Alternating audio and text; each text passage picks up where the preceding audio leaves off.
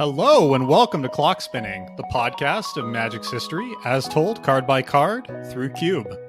I'm Austin, and with me as always is Connor. How are you today, Connor? I'm doing pretty good. I got a mysterious envelope from you. Oh, actually, a pretty thick, meaty envelope. I want to warn you that part of the reason it's thick and meaty, as you said, is that it's got a very large sheet of cardboard to keep everything together. So don't get your hopes too high. Oh, okay. Yeah, the only part of the date stamp that survived is 2022. Yeah, it's not been that long. All right, well, let's see what's in it. Yeah, let's see. Get my knife here. Connor's getting his knife. I don't know if you all can hear him. He's very faint. I've got it open. There's the cardboard. Oh, some clock spinning stickers.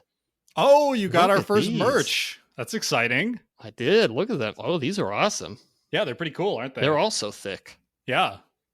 Yeah, it's not just cardboard look at that. that's padding it out. There's real sticker girth in there too. And a foil candles glow and foil lifted by clouds. Just what I've always wanted. You've been wanting those for your white blue deck. I have. They're so bendy too. Yeah, they're super. I think they've been stored out of sleeve for like 19 years to really get curled. Yeah. Beautiful. Thank you. You're welcome. This is very special. And you know what, listeners? If you're interested in a clock spinning sticker, email us. Nice. All right. Before we dive into Red, speaking of promotion, we just want to encourage you, if you're liking the show, let somebody know. Comment on Reddit, share it with a friend. We're trying to, grow our audience, get some more people enjoying the goodness of bad old Kamigawa cards, and we'd appreciate any help you can give us. Sure do. All right, Connor, should we dive in and look at the next 25 Red cards of Champions? Yeah, let's close out Red here. So we're starting up. We finished last episode with Kiki Jiki Mirror Breaker, and we're starting today with Kumano Master Yamabushi. And just a quick reminder, if you want to follow along, there's a Scryfall search in the show notes that'll show you all the cards we're talking about. Oh, perfect.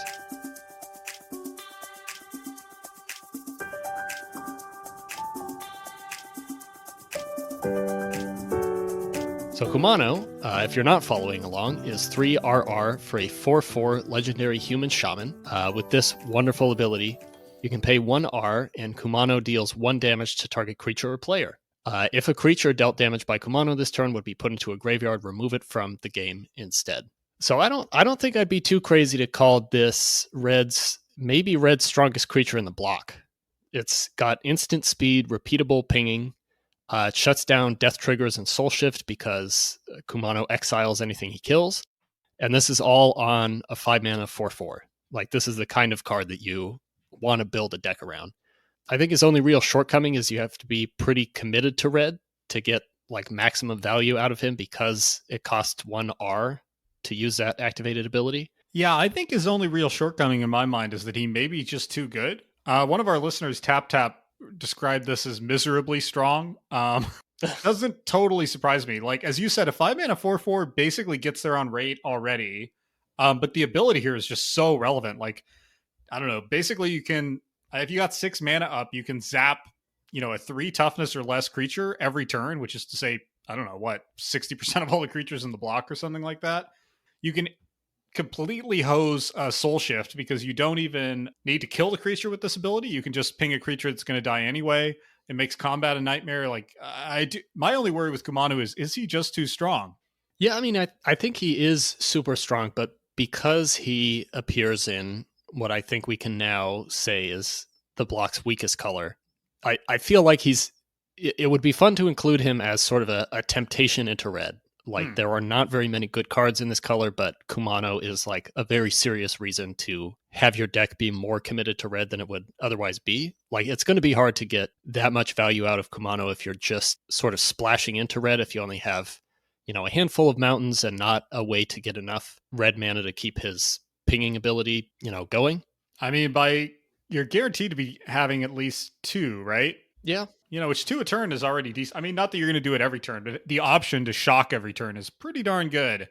I mean, I like the idea of having him in as like a very real reason to go into Red, which does not have a whole lot of other very real reasons to go into it. Yeah, I feel like Moloku, I'm willing to give him a shot. I do think there's a decent chance that this is just too oppressive and he ends up needing to be cut, but I'm okay giving him a shot. Yeah, I think we should. Sort of surprisingly, Kumano doesn't see that much play in other formats. I don't think he's amazing, so I'm not really surprised that, for example, he only commands 131 EDH decks. But I am somewhat surprised that he appears in just 340 cubes or 0.6%. Not that he's super strong, but in like a medium power environment, I actually think Kumano would be pretty decent and really fair, and honestly, just a decent 5 drop threat.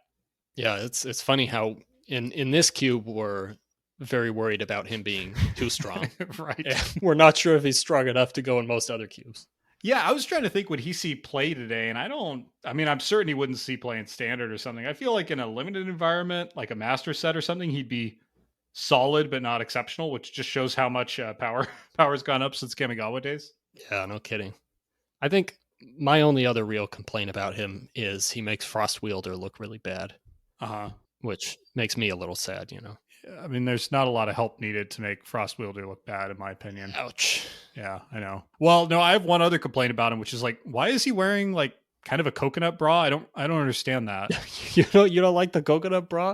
No, I don't. I don't like it, and I don't understand it. It's not as bad as his pupils, who we'll get to next, who are blatantly wearing a coconut bra. With Kumano, it's more ambiguous. It's definitely a coconut bra shape. The bra pieces, I guess, look like maybe red pom-poms or something. Mm-hmm. I mean, they're not secured against lateral movement, admittedly. No. But that seems like a recipe for chafing, not to put too fine a point on it. Ooh. Maybe the pom-poms are really soft. Yeah, let's hope so. Yeah. We don't question the ways of the Yamabushi. No. Not on this show. All right. I'm fine giving him an auto-include for now. I do think there's a chance he just gets too oppressive, but I'm fine with keeping him in to start.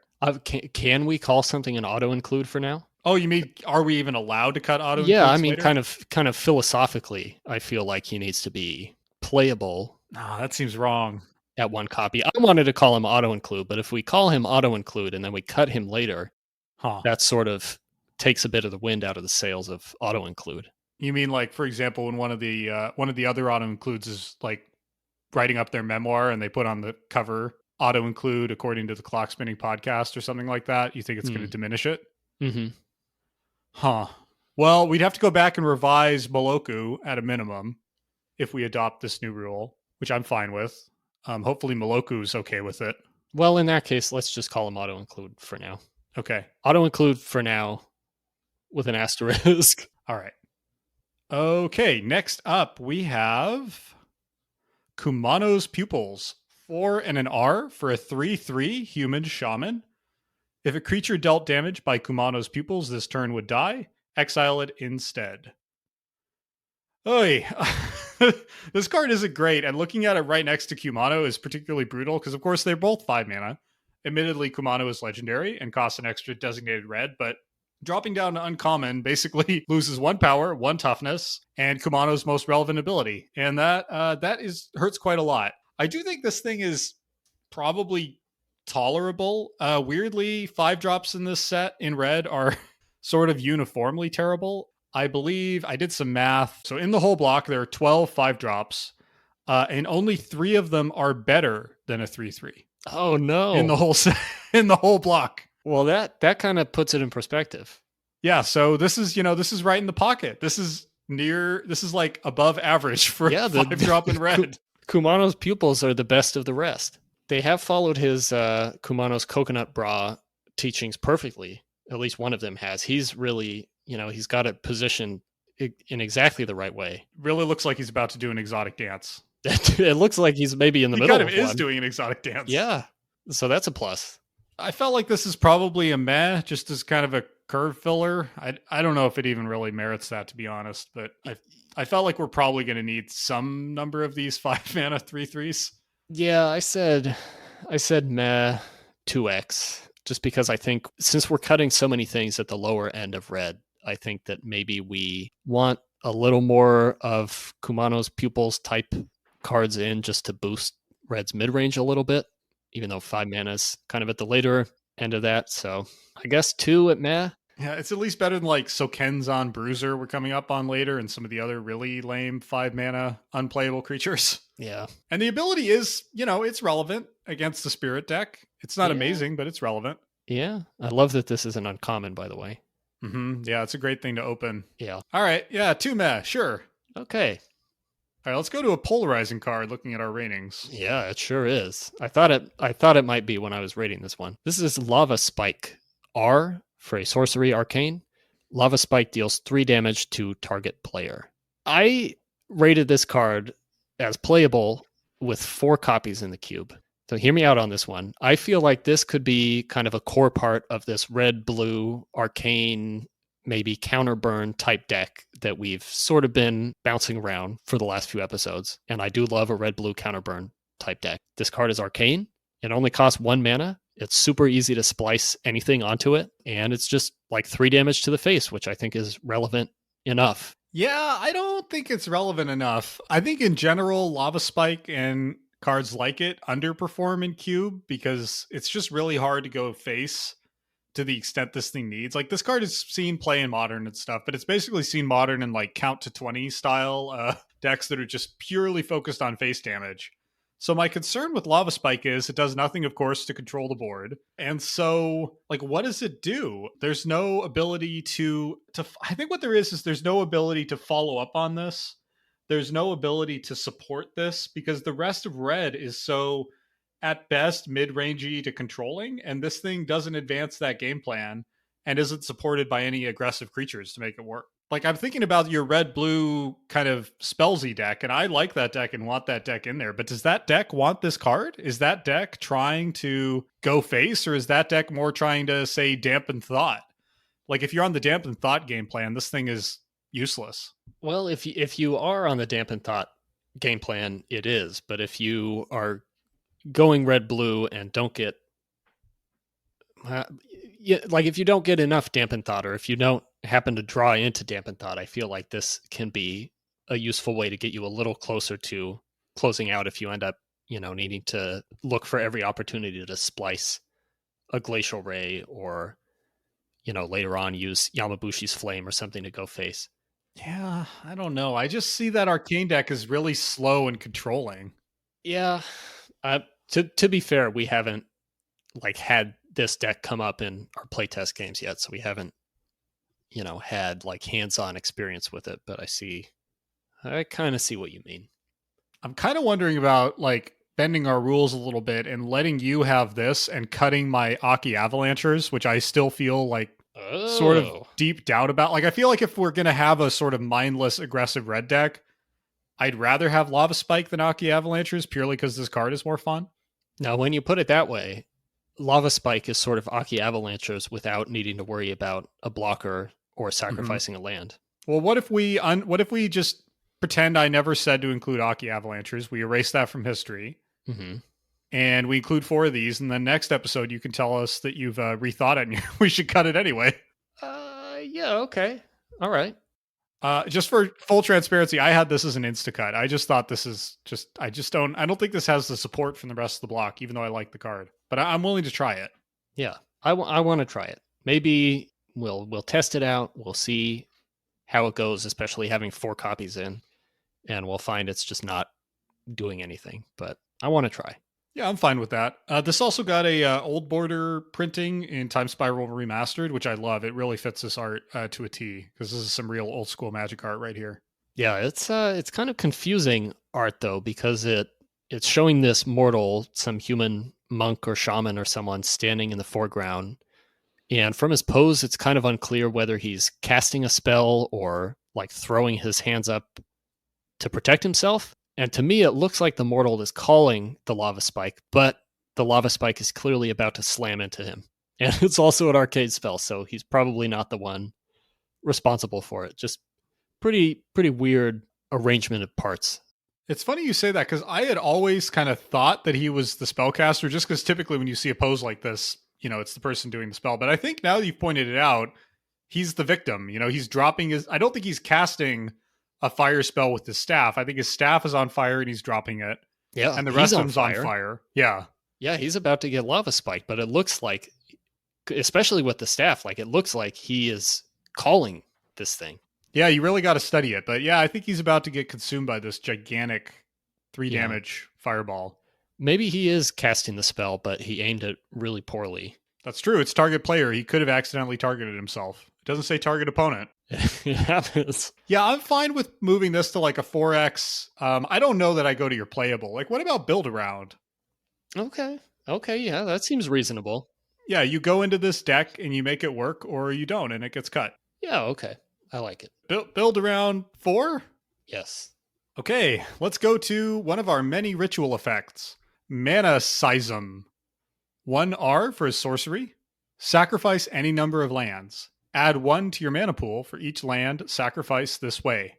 So first of all, there are so many ritual effects in this set. I think there's like 4 ritual effects in red in this set, which just seems totally crazy out of 50 cards. And I think it speaks to that Wizards didn't really consciously design limited sets in the same way they do today. And that in particular, I don't think they thought as much about how rarity and playability interact with each other. Like, I think part of the reason red is so underwhelming in this set is that it has its common slots are just clogged with stuff like this, Desperate Ritual, Lava Spike, like all these cards that don't really do anything in a typical draft or sealed context. And so therefore its playability really suffers relative to something like black, which has just tons of great removal, or green, which, you know, green in this set isn't as exciting, but it's just tons of mid-range creatures with really solid stat lines. Also, obviously, this card is terrible in Cube. I don't think there's any chance we're including this. But also, I'm puzzled in general by the sheer quantity and density of ritual effects. Yeah, those are all good points. But I do want to point out that this is actually uncommon. Oh, that's painful. Anyway, common and uncommon. Just pretend I said that at the start. It's great. It hurts even more to get this in like a retail limited environment. I think what bothers me so much about this ritual effect specifically is that it adds 1 colorless to your mana pool. Yeah, that's just an extra kick in the teeth, isn't it? Why? It really is, you know, like you can't, what do you use this mana for? You can't use it to, you know, trigger a bunch of Kumano effects. You can't use it to close the gap and be able to drop some bomb like Myojin of Infinite Rage or whatever. Like, it gives 1 colorless mana. What are you going to do with that? Yeah, I wonder if this card has ever seen play. I can't say I've ever seen it. I remember ever seeing it pop up even in like the weirdest like storm list or something. I just don't think this has ever gotten there that I'm aware of. Yeah, it's definitely not getting there for me. Yeah, it feels like there's something you could do with it. I don't know what. Maybe there's just not. Maybe it's just terrible. It's kind of like a terrible High Tide. Like, it kind of doubles your mana for the turn in a way, right? But then you lose then all you have your no land. It's a bit of a cost. I mean, it's definitely bad in the cube, but I think it's also probably just bad in general. It's asking for a little too much mental work to try to figure out where this could possibly be useful. Maybe this is another card I need to start collecting in foil, except the art isn't that great either. No, it's not. Funny that it shows all 5 colors of mana coming out of the ground, but you Ironic, actually isn't it? just get a colorless.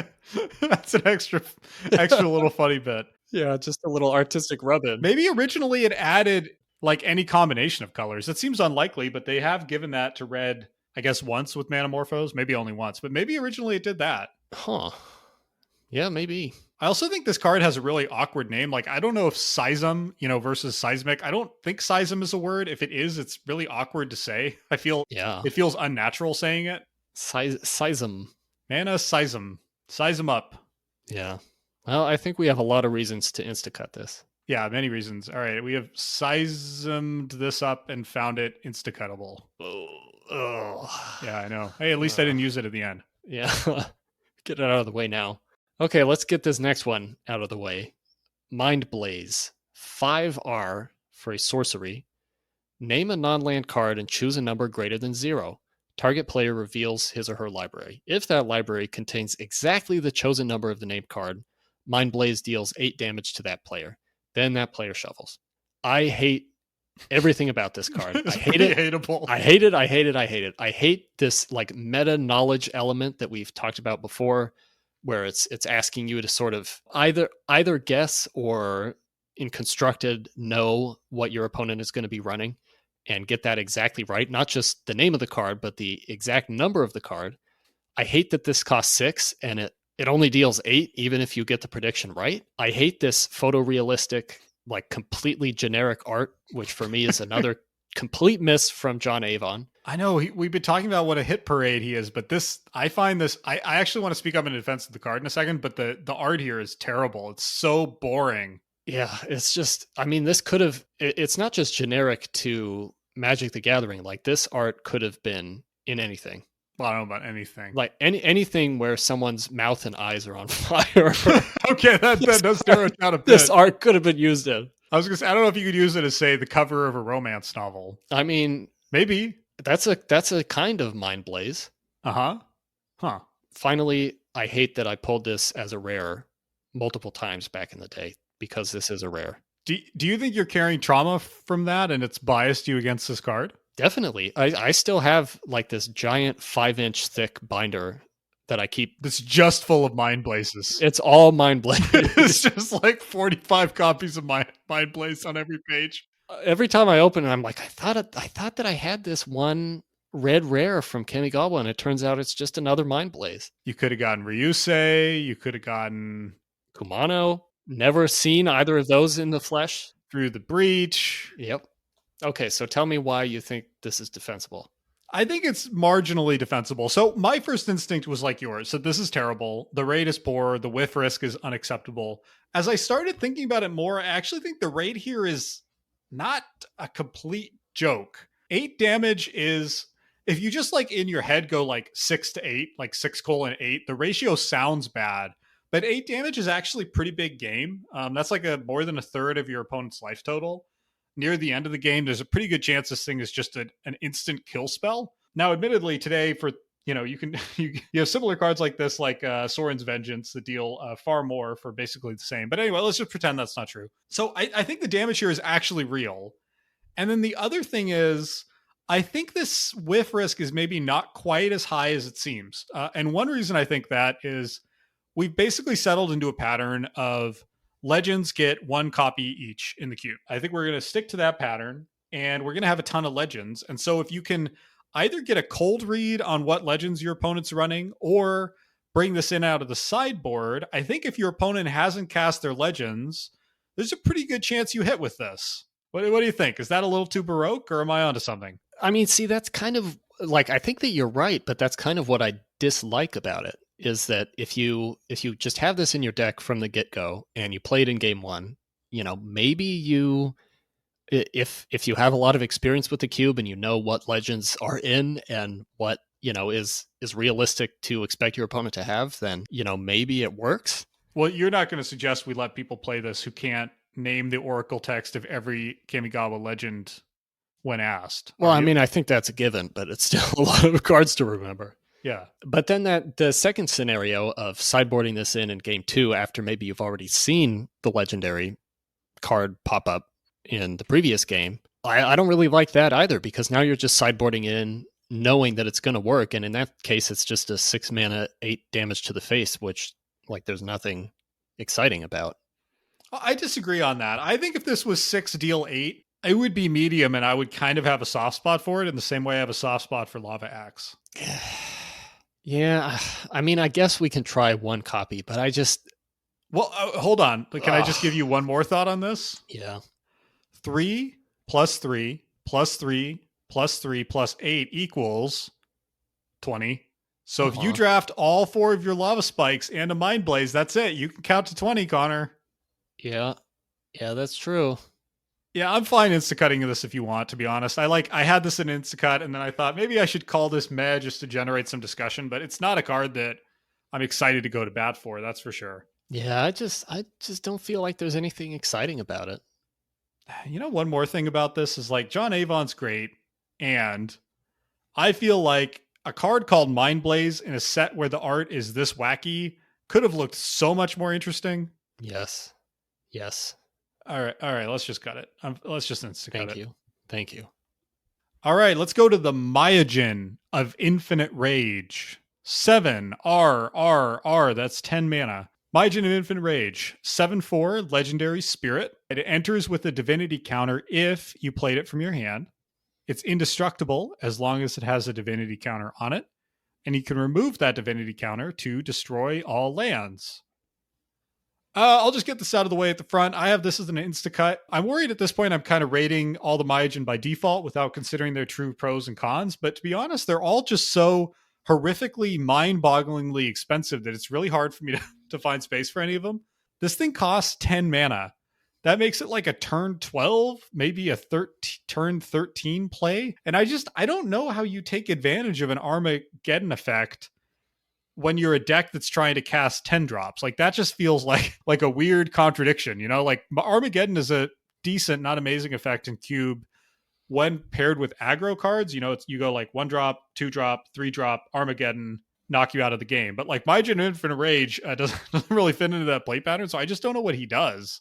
I think I feel a little more positively about him, but I think part of that is biased by the Myojin that we've seen so far. So we've kept the white Myojin, which is a little bit cheaper, and then we cut the blue one and the black one.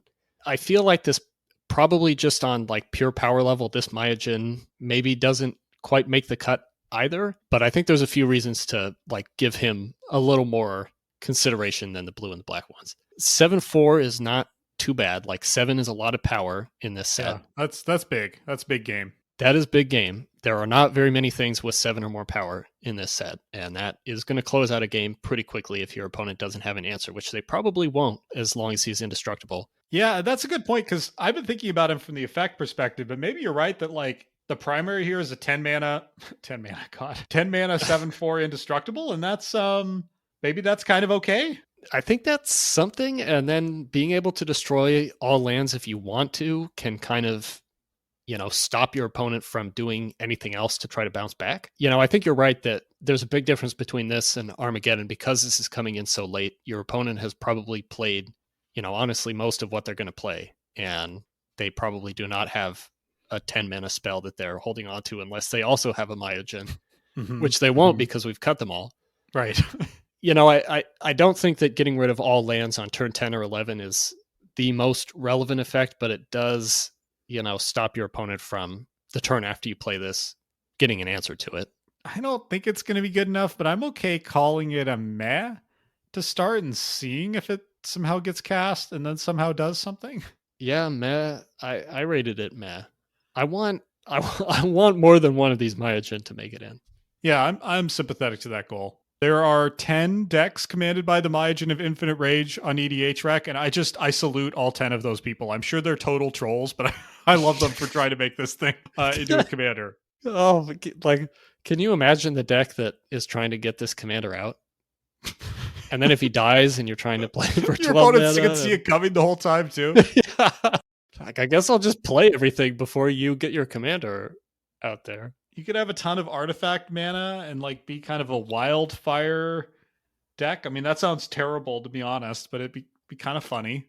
Hey, use this with mana Seism. Ramp to this Myojin, since he's got 7 colorless mana, and you already want all the lands gone. This is the tech. This is why it doesn't give you red mana. It's too powerful with Myojin of Infinite Rage. There you go.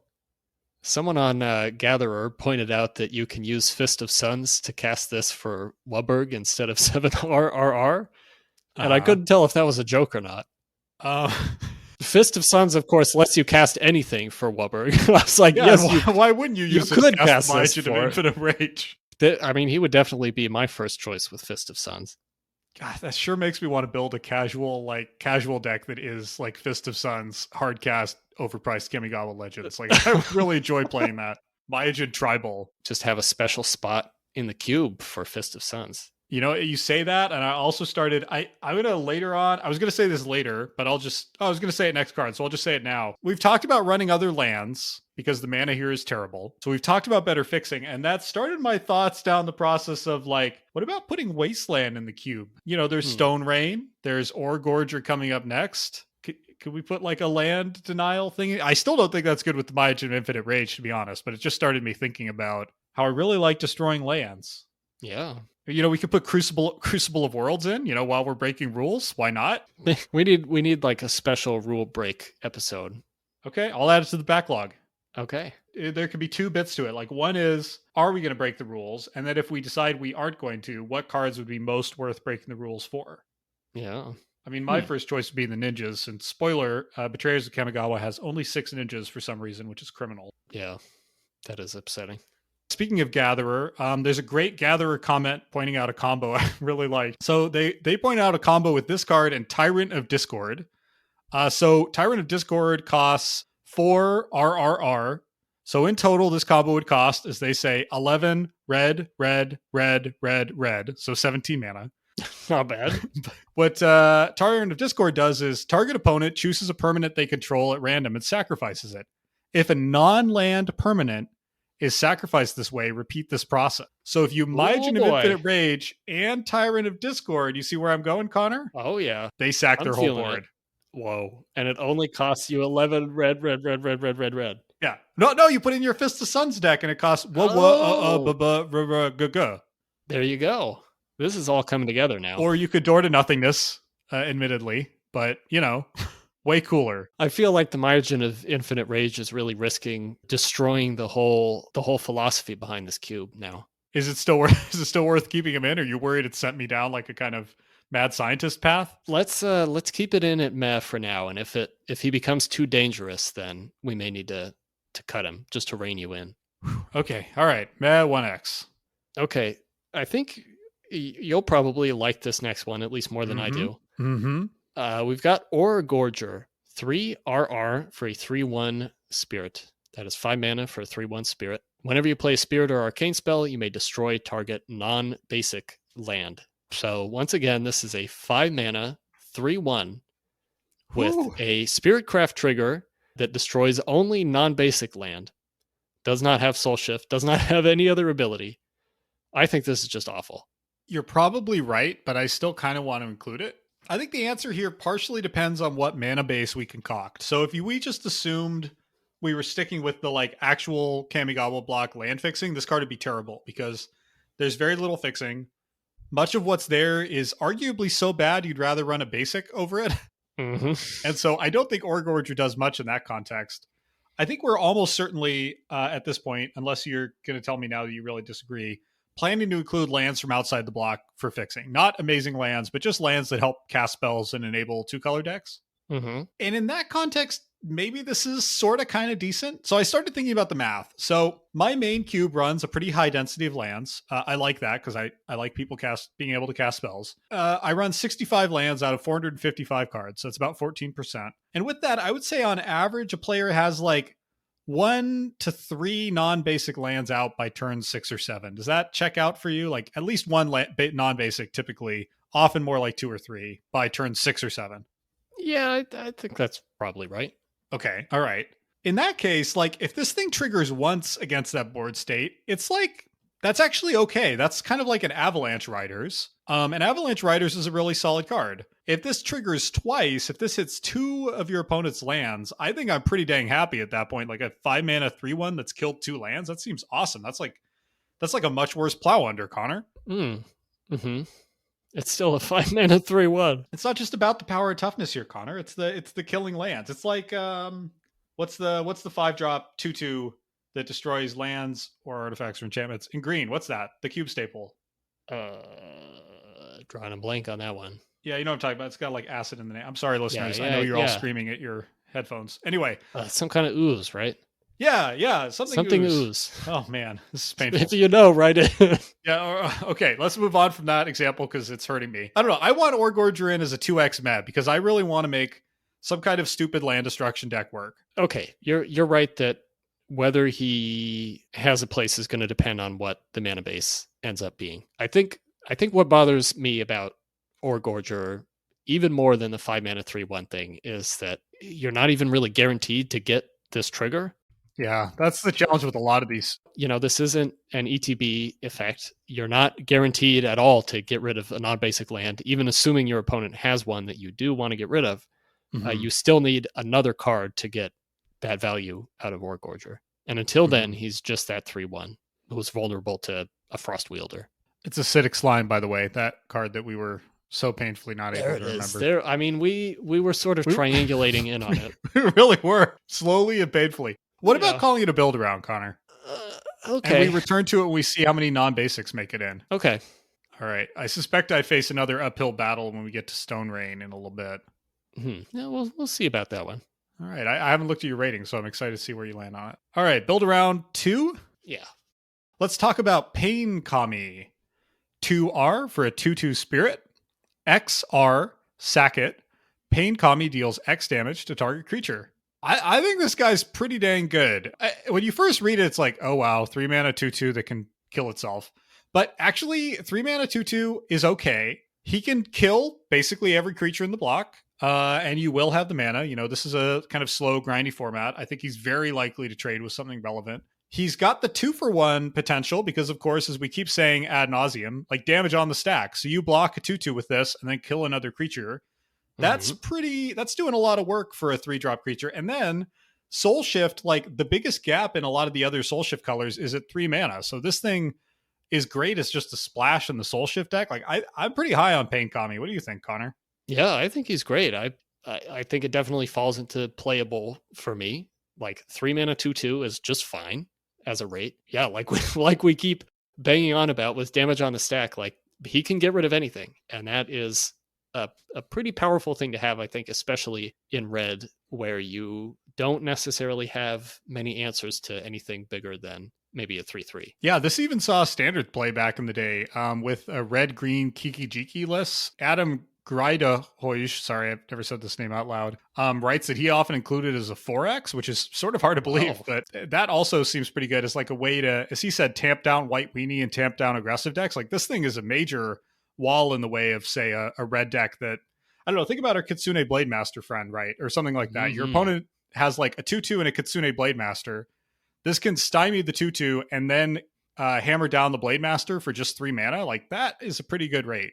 Yeah, the fact that it's scalable too, that you know this can target anything from a Kitsune Blademaster all the way up to Kuro if you have enough mana, makes it, like, I think, a pretty valuable tool to have. Yeah, I actually can't think of another creature in the set that scales in quite that way. You know, like a 3-drop that could scale all the way to the late game and kill, you know, and eliminate most threats. That's pretty darn good. There are not going to be that many turns where you're too upset about drawing Pain Kami. You might be upset by the art, though. It's pretty weird, pretty freaky, and I think it definitely does a good job of evoking pain. There's a lot of gnashing teeth, a lot of big spikes coming out of this guy. Just the shape of him is sort of like a starfish, and if you took all these horrifying elements out, he might look kind of friendly. I don't think so. I think he'd still look gross. He's almost entirely horrifying elements. I mean, if you took all the horrifying elements out, he'd kind of look like Patrick from SpongeBob. I don't think so, because his arms are basically slugs. Mm-hmm. Like, what would be left if you took away the horrifying elements? Like, just his legs? Part of his legs? The shape of a starfish with a face. Yeah, a face whose eyes are mouths. Yes, a face made of teeth. God, this art. Yeah, I really find this art horrible and disgusting, which I think means it's doing exactly what it's meant to do. Mm-hmm. How many of these do you have? I have it as like a 3X playable. I think this is just a key essential card for the red deck. Yeah, exactly the same here. 3X at playable. Boom. Let's get him in there. All right. Welcome to the party, Pain Kami. All right. We got another pretty playable one coming up here. Mm-hmm. Ronin Houndmaster. 2R for a 2/2 human samurai with haste and Bushido 1. I was pretty pleasantly surprised to see 2 good to great 3-drops in red, just back to back here. I don't think Ronin Houndmaster is quite on Kitsune Blademaster levels of power, or KBM, as I think we should call it from here on out. We need to save time. It's a natural comparison too, isn't it? I mean, it really invites it. Like same mana cost, same stat line, also a samurai, also Bushido 1. Yeah, it's like Gray Ogre with color mechanic and Bushido 1. Yeah. So we got Kitsune Blademaster KBM. I guess Ronin Houndmaster would be RHM then. Mm-hmm. A little harder to say. But yeah, I think this is, it's not quite on that level, but definitely playable with red. Yeah, I think there's almost a challenge for red of like, red is bad, except it has a decent number, almost an embarrassment actually, of decent 3-drops. Like we've got Pain Kami, we got Ronin Houndmaster, but if I just like scroll through the spoiler, I don't have the list up right now, but there, when I went to look, there's just a ton of really solid red 3-drops, almost to the extent of like, there's too many. You can't have your entire deck consist of 3-drops, and I am slightly worried about that. And I'll say I'm pretty high on this thing. I think it's one of the few cards that really enables red to be aggressive. Once he stops being good, he blocks as a 3/3, which is totally tolerable. Well, with what you're saying about the number of 3-drops, I'm not sure. I had said playable at 3 copies, and I'm wondering if maybe that's too much.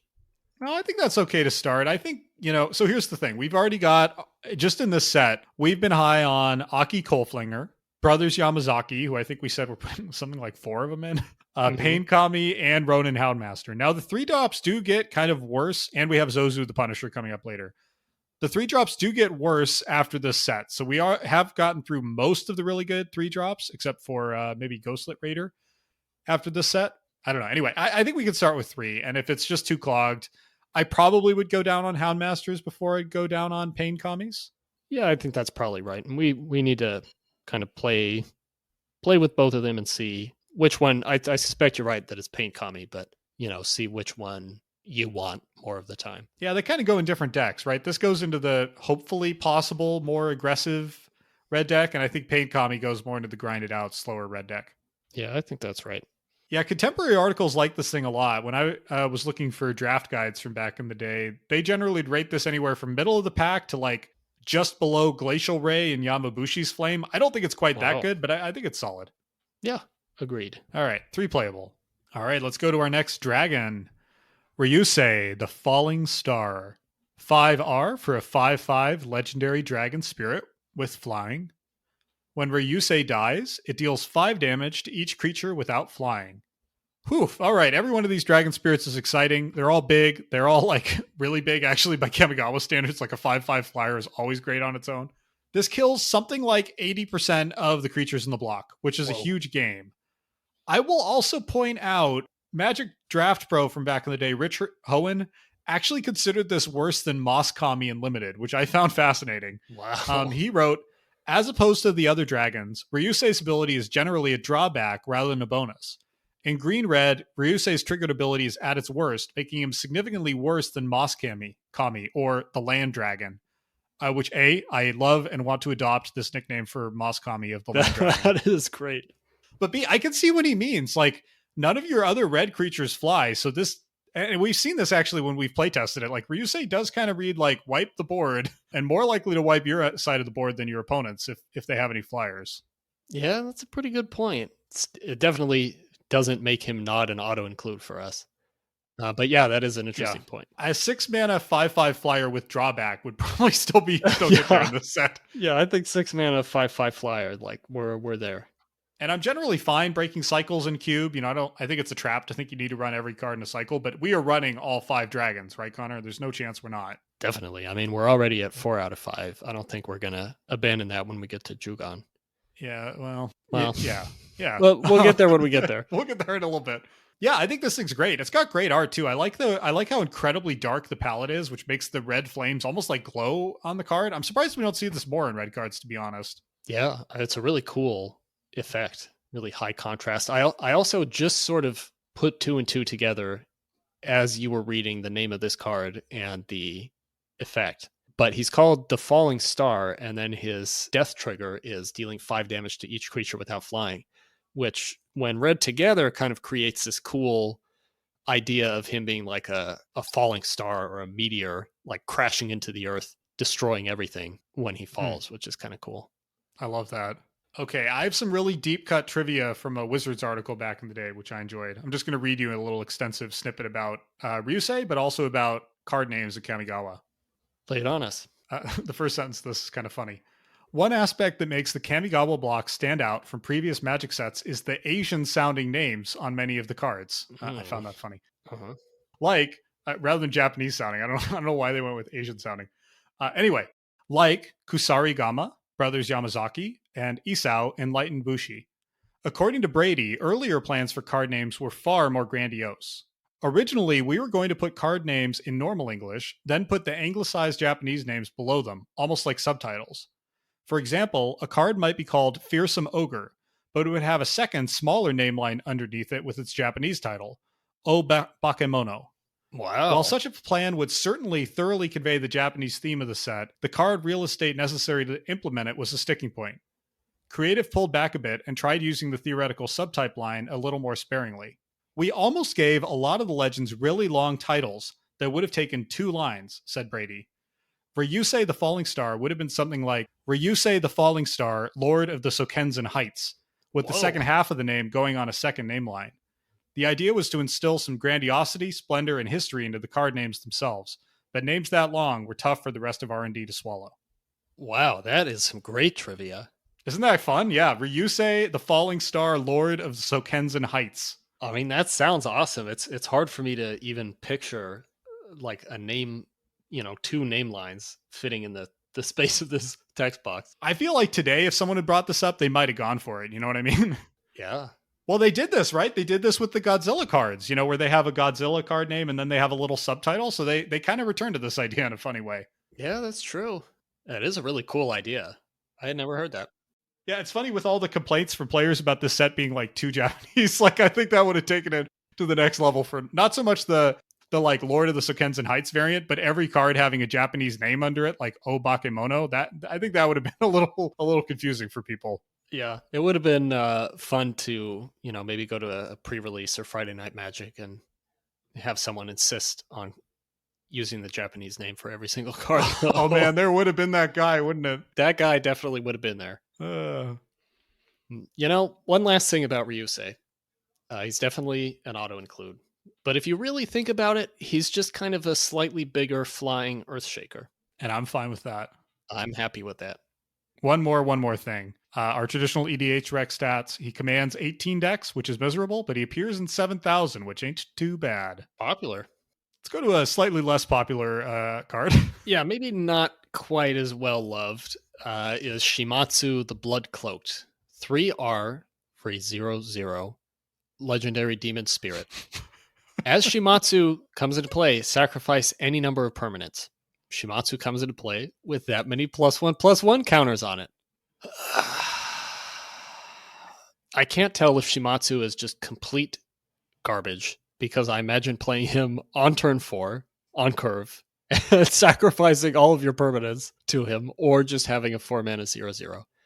I can't tell if that's the real Shimatsu, or if he's a secret stealth late game bomb that breaks a stalemate by letting you sack a bunch of lands or something to get a giant creature out that your opponent can't deal with.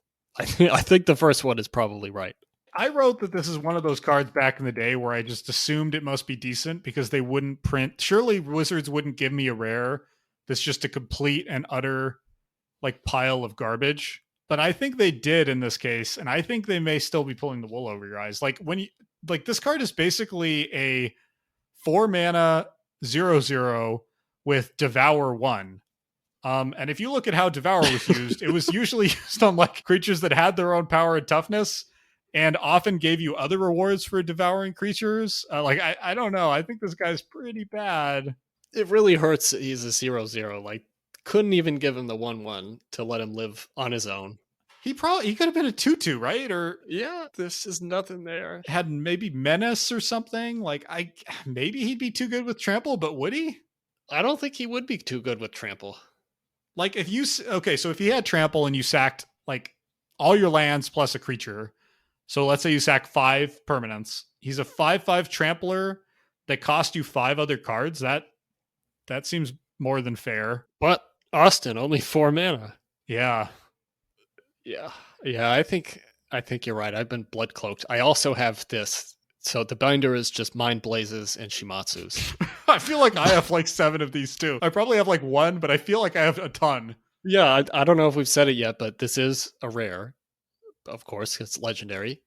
And yeah, it's one of those cards that you're right. Back in the day when we started playing, I was 12 when this card came out, and you just assume like, they're not going to make a card that's just really bad, especially if it's rare and legendary. And it's this cool big demon spirit thing. Like there must be some secret power here that I just need to figure out. And then, this is going to be the center of my demon deck. Oh, man. Yeah, there's a lot of gatherer jokes or memes that this is basically a strictly better Wood Elemental. Wood Elemental being a card from Alpha that was kind of the first meme card in Magic. The first, like, is there any way this card is good? No, it's not. It's just terrible. I feel like, when you're getting memed about in the same sentence as Wood Elemental, you're not in a very good place as a card. Yeah. What do you think of the art here? I kind of like it. So Shimatsu is basically he's a pretty classic kind of demon. He's a little Japanese looking, but pretty standard demon in a lot of ways. But he's got like a bunch of kind of arms with mouths on the end of them coming out of his back. I think that's kind of appreciably freaky. I like that. Yeah, those are cool. I like his face is sort of like an Oni skull. He's got that very prominent third eye in the middle, this big long tongue. I do like the art, but my complaint about it is that he's called Shimatsu the Bloodcloaked, and the only apparent blood cloaking in this art is the fact that he's red. His skin is red. Yeah, there's no blood going on. Yeah, more blood, please. Like, there's no blood here unless he's just already like soaked it all in. Yeah, that's a good point. I like the art, which makes the card that much more. It's definitely the best feature of the card. That is definitely true. Second best feature would be the type line legendary demon spirit. Yeah. But what do you think? And I think I know what the third best feature is. I think it's the name. It's a cool name. Oh, okay. All right. And the fourth best is the Kamigawa set symbol, which is one of the all-time great set symbols. It's a nice set symbol, especially with this shiny gold for red. Yeah. All right. Instacut it. Instacut. By the way, this commands 13 decks, which is like inexplicable to me. That's got to be like a challenge or something, right? Wow, that's a hard deck to imagine. Oh, wait, no, there was one more. One more thing I wanted to say about this, which is someone, Ben Doolittle, wrote an article for EDH Rec where he tried to build a deck around this. Oh, there you go. And he put together this enjoyably Baroque combo that I'm just going to share with you. So you got your Shimatsu sitting in your command zone. You've got a card called Treasure Nabber, who's a little red creature that says, when an opponent taps an artifact for mana, gain control of it until the end of your next turn. You tracking? Mm-hmm. And then you got Mycosynth Lattice, which turns all permanents into artifacts. Okay. Your opponent taps their lands. You gain control of all of them with your Treasure Nabber, and then boom! You sack them all to your Shimatsu. Got them. Boom. Look at that. Yeah. Yeah. I mean, there's probably better things you could do with the Mycosynth Lattice plus a Treasure Nabber, admittedly. Probably a few. But, or you could do that. Yeah, I mean, I think just getting all their lands is probably pretty good. Enough of a reward. Yeah. Shimatsu is just gravy. Yeah. Okay. Blood. All right. Bloody gravy. All right. Ah. We'll leave you with that. Let's move on. Yeesh. All right, let's go to Sideswipe. Sideswipe is 1 and an R for an instant. You may change any targets of target arcane spell. Boy. I think this is probably pretty bad. I think this could cost 1 and it would still be pretty bad. I think it could probably cost 1 Phyrexian red mana and I think it would still be pretty bad. I did start doubting myself a little bit. I was like, is there some weird place for this where it redirects Glacial Ray or Pull Under or Rend Flesh? Those are all good things to redirect to your opponents. Mm-hmm. Those get you 2-for-1s, Connor. Mm-hmm. Mm-hmm. I found an article, that same Rich Hohen article, says you can use, some people actually, not can, some people did use this as anti-dampen thought technology out of the sideboard, which, that's something. Yeah. Yeah. I don't know. What do you think, Connor? Something. I think Is that enough? I'm going to have to sideswipe left on this one. Oh, you've been waiting to use that one, haven't you? I was pretty happy with that. That's pretty good. So I thought about doing a deep dive into all their arcane spells that this could work on. By my count, there are 65 targeted arcane spells that you could sideswipe. And then I just gave up on doing that because I realized that there are 3 scenarios for this card. Okay. First one is your opponent plays Glacial Ray, maybe Lava Spike, Kodama's Might, some other targeted arcane spell that actually does a thing you want to redirect. That'd be pretty good. Or Strength of Cedars. Yeah. You pay 2 mana to sideswipe it. Yeah.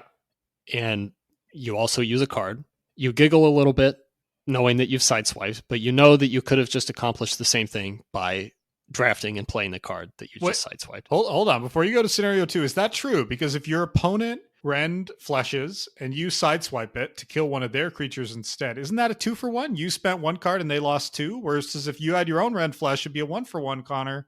Yeah, I guess so. Isn't it actually a 3-for-1 because you saved your creature? Isn't it actually a 4-for-1 because your opponent's dignity will also be destroyed in the interaction? Make it stop. I need to walk you through the other 2 scenarios, which are far more likely. Okay, fine. But my first scenario is already good enough. All right. Scenario number 2. Opponent plays something like Tarashi's Cry. You have had Sideswipe in your hand for 5 turns. Didn't we cut Tarashi's Cry? We did. Okay. But as an example of the kind of arcane spell you might be encountering. I'm just undermining you at every turn.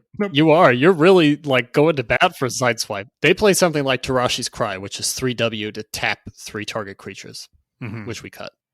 Yeah. They play something like that. Not in this cube, but in some other cube. Dampened Thought, maybe. Okay. They play Dampened Thought. You've had Sideswipe in your hand for the last 5 turns, and you just play it to do something, just to Sideswipe Dampened Thought back at them, and it doesn't really do much of anything. Scenario number 3. Your opponent either has or plays no targeted arcane spells at all game. Sideswipe sits in your hand for that entire game. You are sad. I think this is a sideboard card, if it's anything, right? I don't think you main deck this card. Definitely not. So can I say one more thing? I think I just now realized. I think the reason this says any targets is the way Splice works is the rules text gets added to the rules text of the card you're casting. So this would change. Let's say your opponent splices a Glacial Ray on a Glacial Ray. You can change the target of the full thing. See what I'm saying? That's kind of interesting. Yeah, that's kind of interesting. But that's sort of, I don't know, to me, that's like putting a hat on a hat a little bit. You know, that's assuming scenario number 1 that your opponent actually has. Sorry, I just processed putting a hat on a hat. Is that a new magic bit of jargon we just coined? That's the thing. Put a hat on a hat. Okay. You know, that's assuming that your opponent has not just the one targeted arcane spell that you actually want to sideswipe, but a second one that they're going to splice onto it that you also care about, that also targets something. And you're keeping sideswipe around for that. No, you're not, because you're putting it in, you're pulling it in out of the sideboard. Because you probably already lost the first game. You have the kind of deck that you're bringing sideswipe it to. Oh, come on. You know, so normally I wouldn't say we include a card that we know goes like 12th pick, but you know this goes 12th pick, and you pick one up, and sometimes it does something kind of cute that maybe generates a story. I think this thing gets there on story equity, Connor. I'm making you mad on this one. Because this card makes me mad. It's just so specific. And I feel like, yes, it could create some stories, but I think 90% of the time, it's a completely dead card, and it just sits in your hand. Let's use the art as a tiebreaker. So how do you rate the art? So the art here is a magical lady swiping, interestingly to the left, like you said. Repelling some kind of vague blue magic. Presumably arcane. It looks arcanish. So I'm going to say composition-wise, this is probably like a C. But I really like Ron Spear's brushwork here, and I like his use of color. I would give that aspect a B+. So we have somewhere between a B and a B- on the art. Which is a meh. Boom. Just meh. You barely passed. Can I just have one of these, Connor, and we just see if it ever does anything? Can I have one meh sideswipe? Okay, you can have one meh sideswipe. I will leave it in. If it comes up in the draft, I'm going to leave it in there so you can grab it. So I can prove to everyone the power of Sideswipe. So you can experience it and prove me right. This is also, can I just say, another example of like, there are just so many pretty unplayable cards in this set. Like in an actual set draft context, it's bizarre how many bad red cards there are. Yeah, pretty painful. Whew, okay, that got heated, Connor. I hope we can cool down together with the Bruiser. I think we can. I think we can, come to a good place on this one.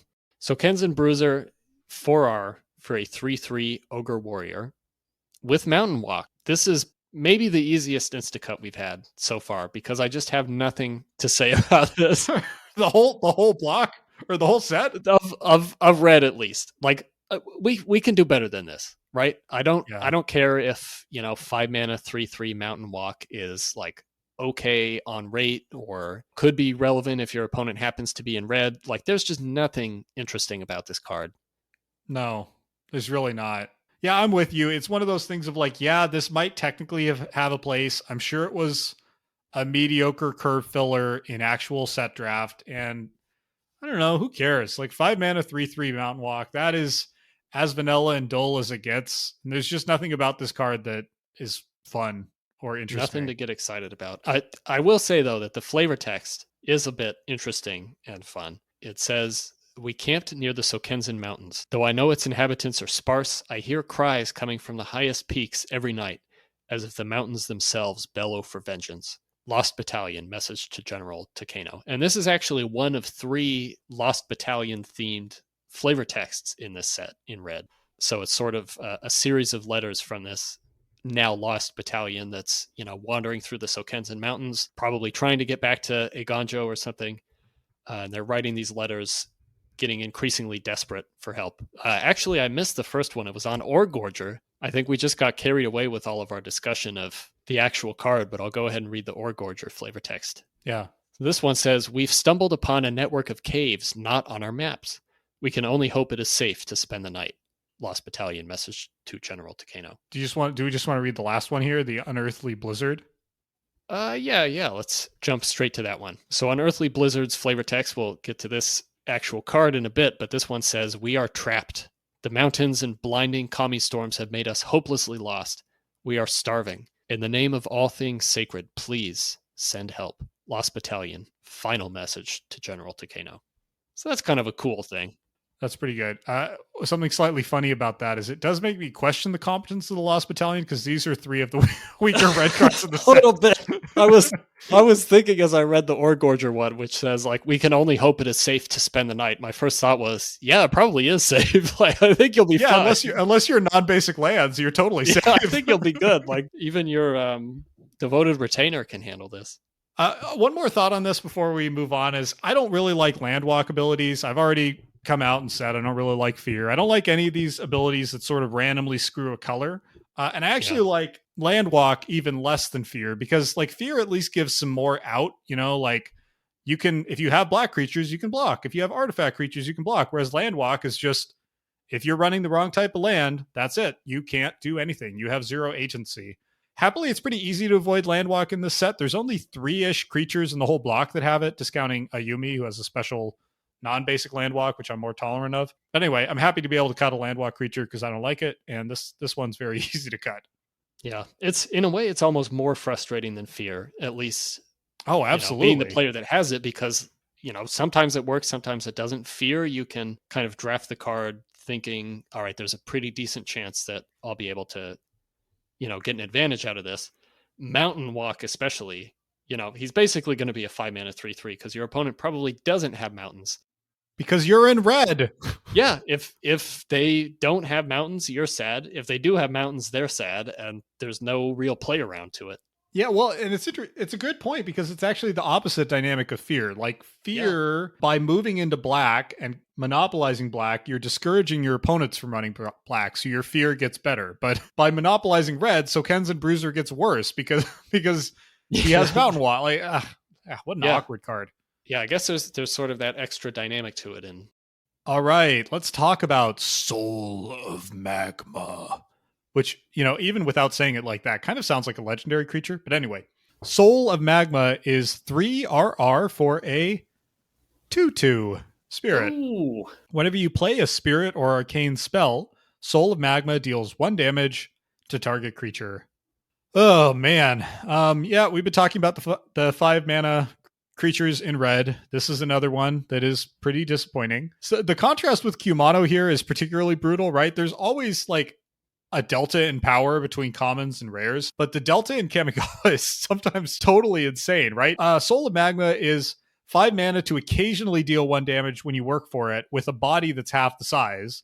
Yep. And then Kumano is 5 mana to have this big, huge, powerful, beefy body, and then to be able to deal 2 to 3 damage every single turn with no additional cards. It's just to contrast him with another rare, Kiki-Jiki is also a 5 mana 2/2.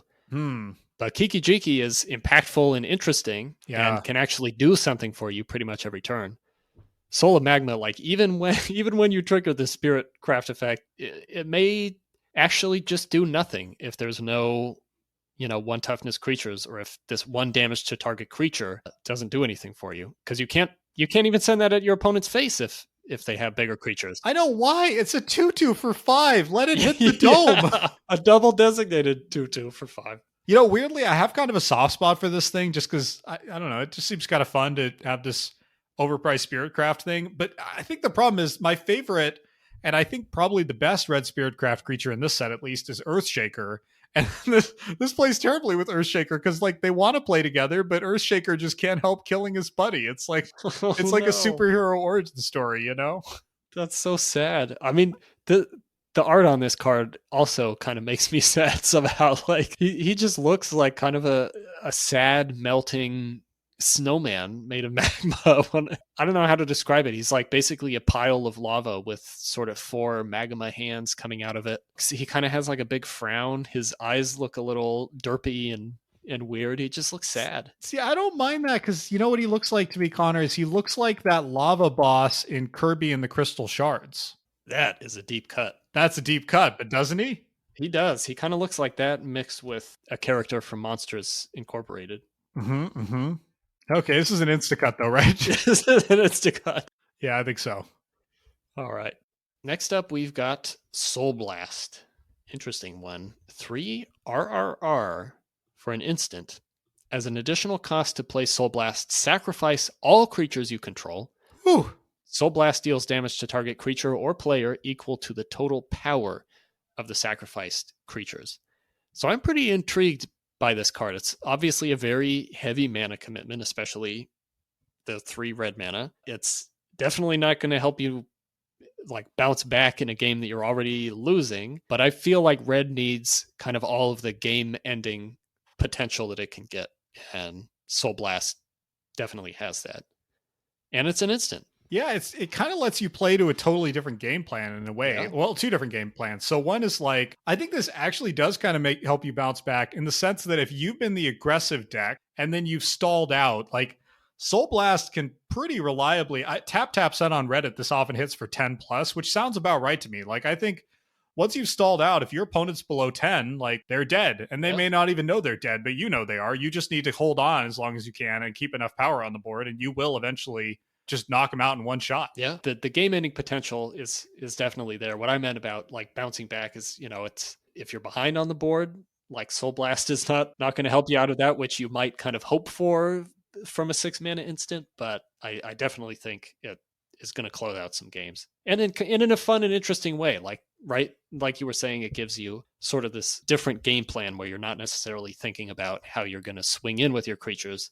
You're trying to figure out how to, you know, keep them around to just sacrifice them. Yeah, I think even if you're losing in a weird way, it's nice because it gives you a different kind of out you can play to. You know, you don't have to shift board parity. You just have to like hold on long enough and hold on to enough creatures, and you can eventually, you know, potentially just close the door out of nowhere. You know, it's interesting. There's a lot of like cards that do this break the stalemate in a dramatic way thing in this set. We've got like Devouring Greed, we've got Devouring Rage, we've got Strength of Cedars coming up later, we've got this. And I suspect that's actually intentional on Wizards' part because there's also a lot of ways this format could stall out. Yeah, that's a good point. And now that you're listing them out, a lot of them kind of rely on giving up everything you have in this last-ditch effort, which is pretty fun. This would be a painful card to have countered, though. I was thinking about that, but I also think, like, realistically, probably it doesn't get countered because I think you're never casting this into counter magic, right? Like if your opponent has blue mana up, you're not casting this and you're just waiting for them to tap out or something. I guess that could put you in a weird state where you're both kind of stalling and you're not playing your Soulblast and they're not playing things to leave counter magic up, and you're probably losing at that point because they can cast other things.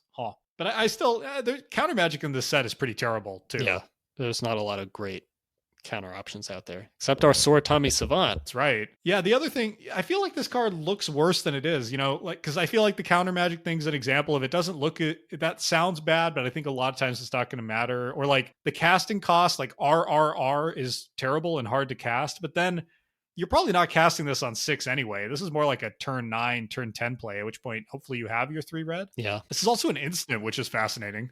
I wouldn't really even notice if it was a sorcery versus an instant. Yeah, it's interesting with damage on the stack, right? I mean, I know we keep saying it, but I feel clever every time I say damage on the stack, which is the reason that rule existed. But B, I don't know, like you do an alpha strike, you connect with like 4 power of creatures, the rest get blocked, and then you sack the whole thing for the win. Like I think the instant part is actually kind of relevant. Yeah, that's a good point, actually. I was sort of thinking of it in terms of that stalemate where no one's doing anything and then you suddenly Soulblast. But yeah, you could use this to get damage on top of your unblocked creatures.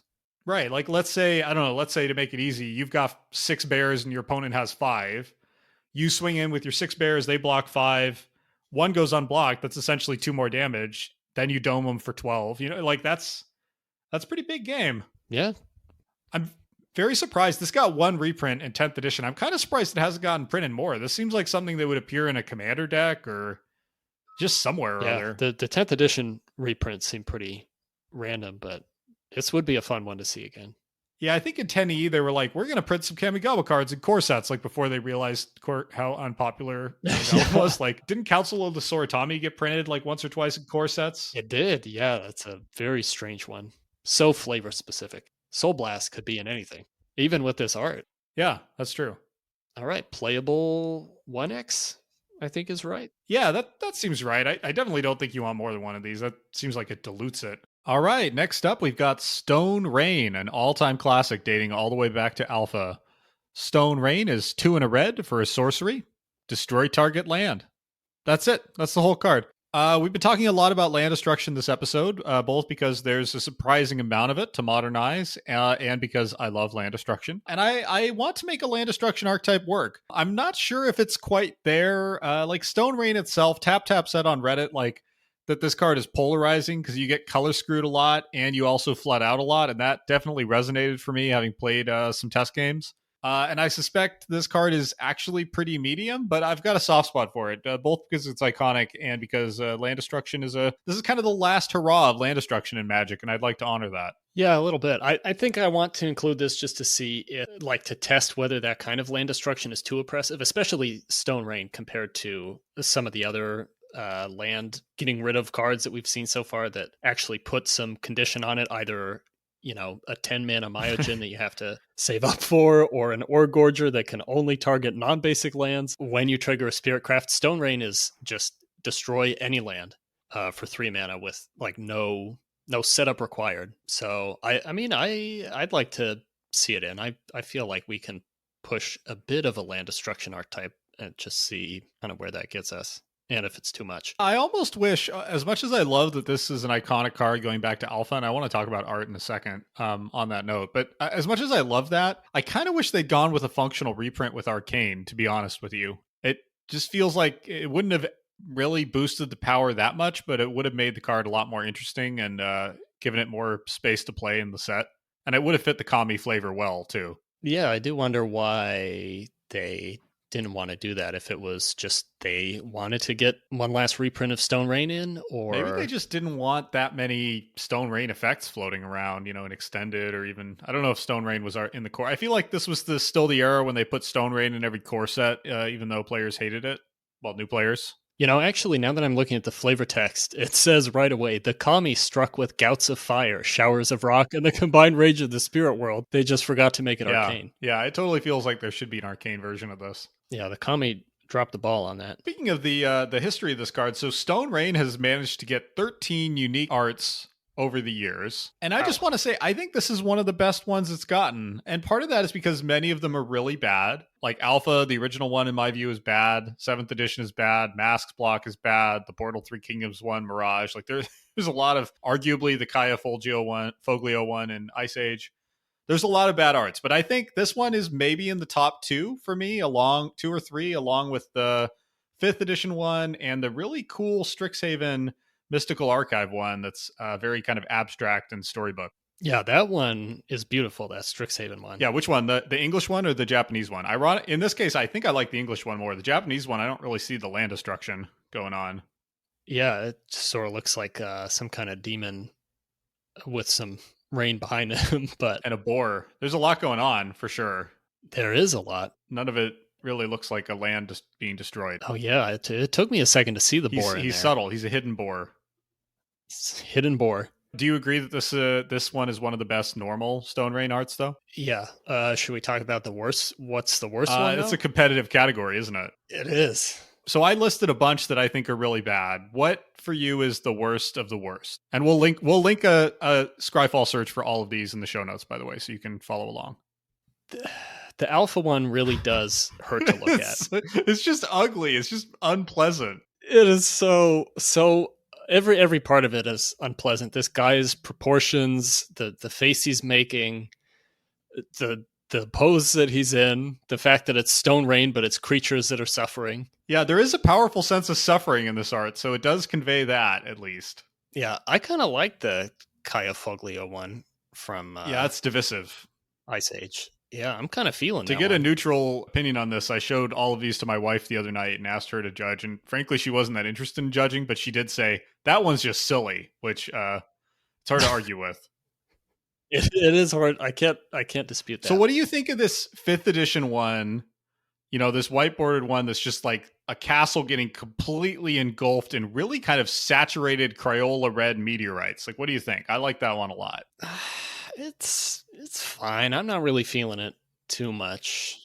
Yeah, it makes me think like Stone Avalanche. Yeah, there's not a lot of these that really convey to me the sense of, like, some of these look like more like a minor problem. You know, like I'm looking at the Masks one and the Portal 3 Kingdoms one, and both those are kind of like, yeah, that looks like a bad situation, but they don't really look devastating. Well, the 3 Kingdoms one, again, it's the creatures that are absolutely taking the brunt of the pain here. Where's the land? And there's not even the excuse for alpha, right? Of like, none of the alpha artists really knew what was going on in the game. But by like Portal 3 Kingdoms, they knew what the art direction should be on this. They've had some time to figure this out. You know, I think the secret worst one for me is Mirage, because it's just so utterly dull. Like, there's no sense of motion. There's no sense of a land about to be destroyed. It just looks like some rocks floating in the air. It's literally the stone, raining stone. Yeah. Yeah, that one's pretty bad. I think I'm gonna go with the Portal 3 Kingdoms. Really, one. That's the worst of the worst for you.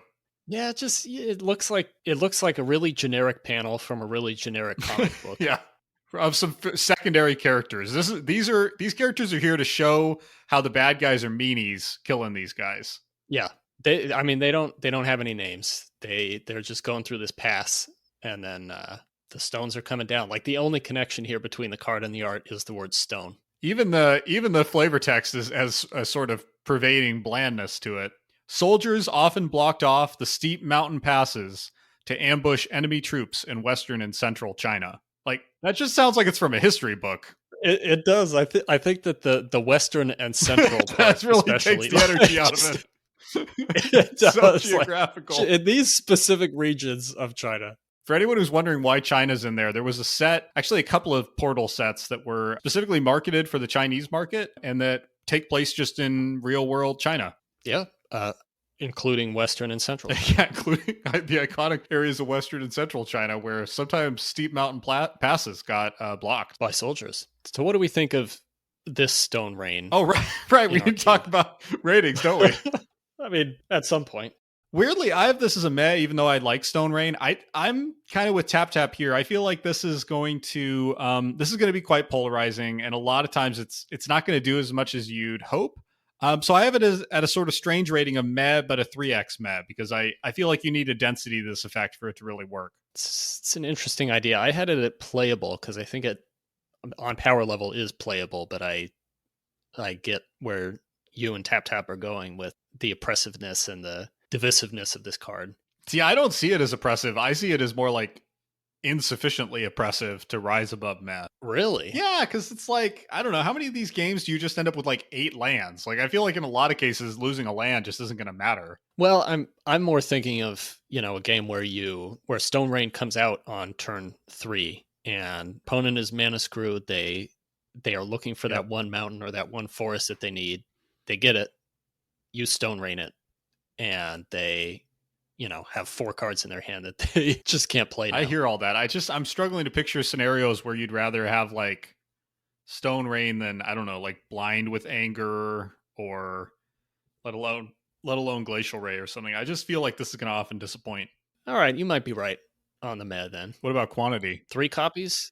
Yeah, let's try 3 and see if it just ends up totally irritating. Let's go with that. All right, next up, a weird one, Strange Inversion. 2R for an instant arcane. Switch target creature's power and toughness until end of turn. And you can splice onto arcane for 1R. I have never given any thought to this card until basically this moment. Like, I knew that this card existed. It wasn't one of those cards that I looked at and just had no idea it had ever been printed. Like, I knew this was out there. I just hadn't given any thought to it because I just do not care. I cannot care about this card. The effect is really boring to me. That it's just picking one creature and switching their power and toughness until end of turn. Like, that's an effect that appears kind of throughout Magic in some interesting ways, some not interesting ways, and I think this is definitely a not interesting way. Just an instant that does that and nothing but that. And it costs a lot to do it. I feel like this could pretty easily have cost 1R with no ill effect. Yeah.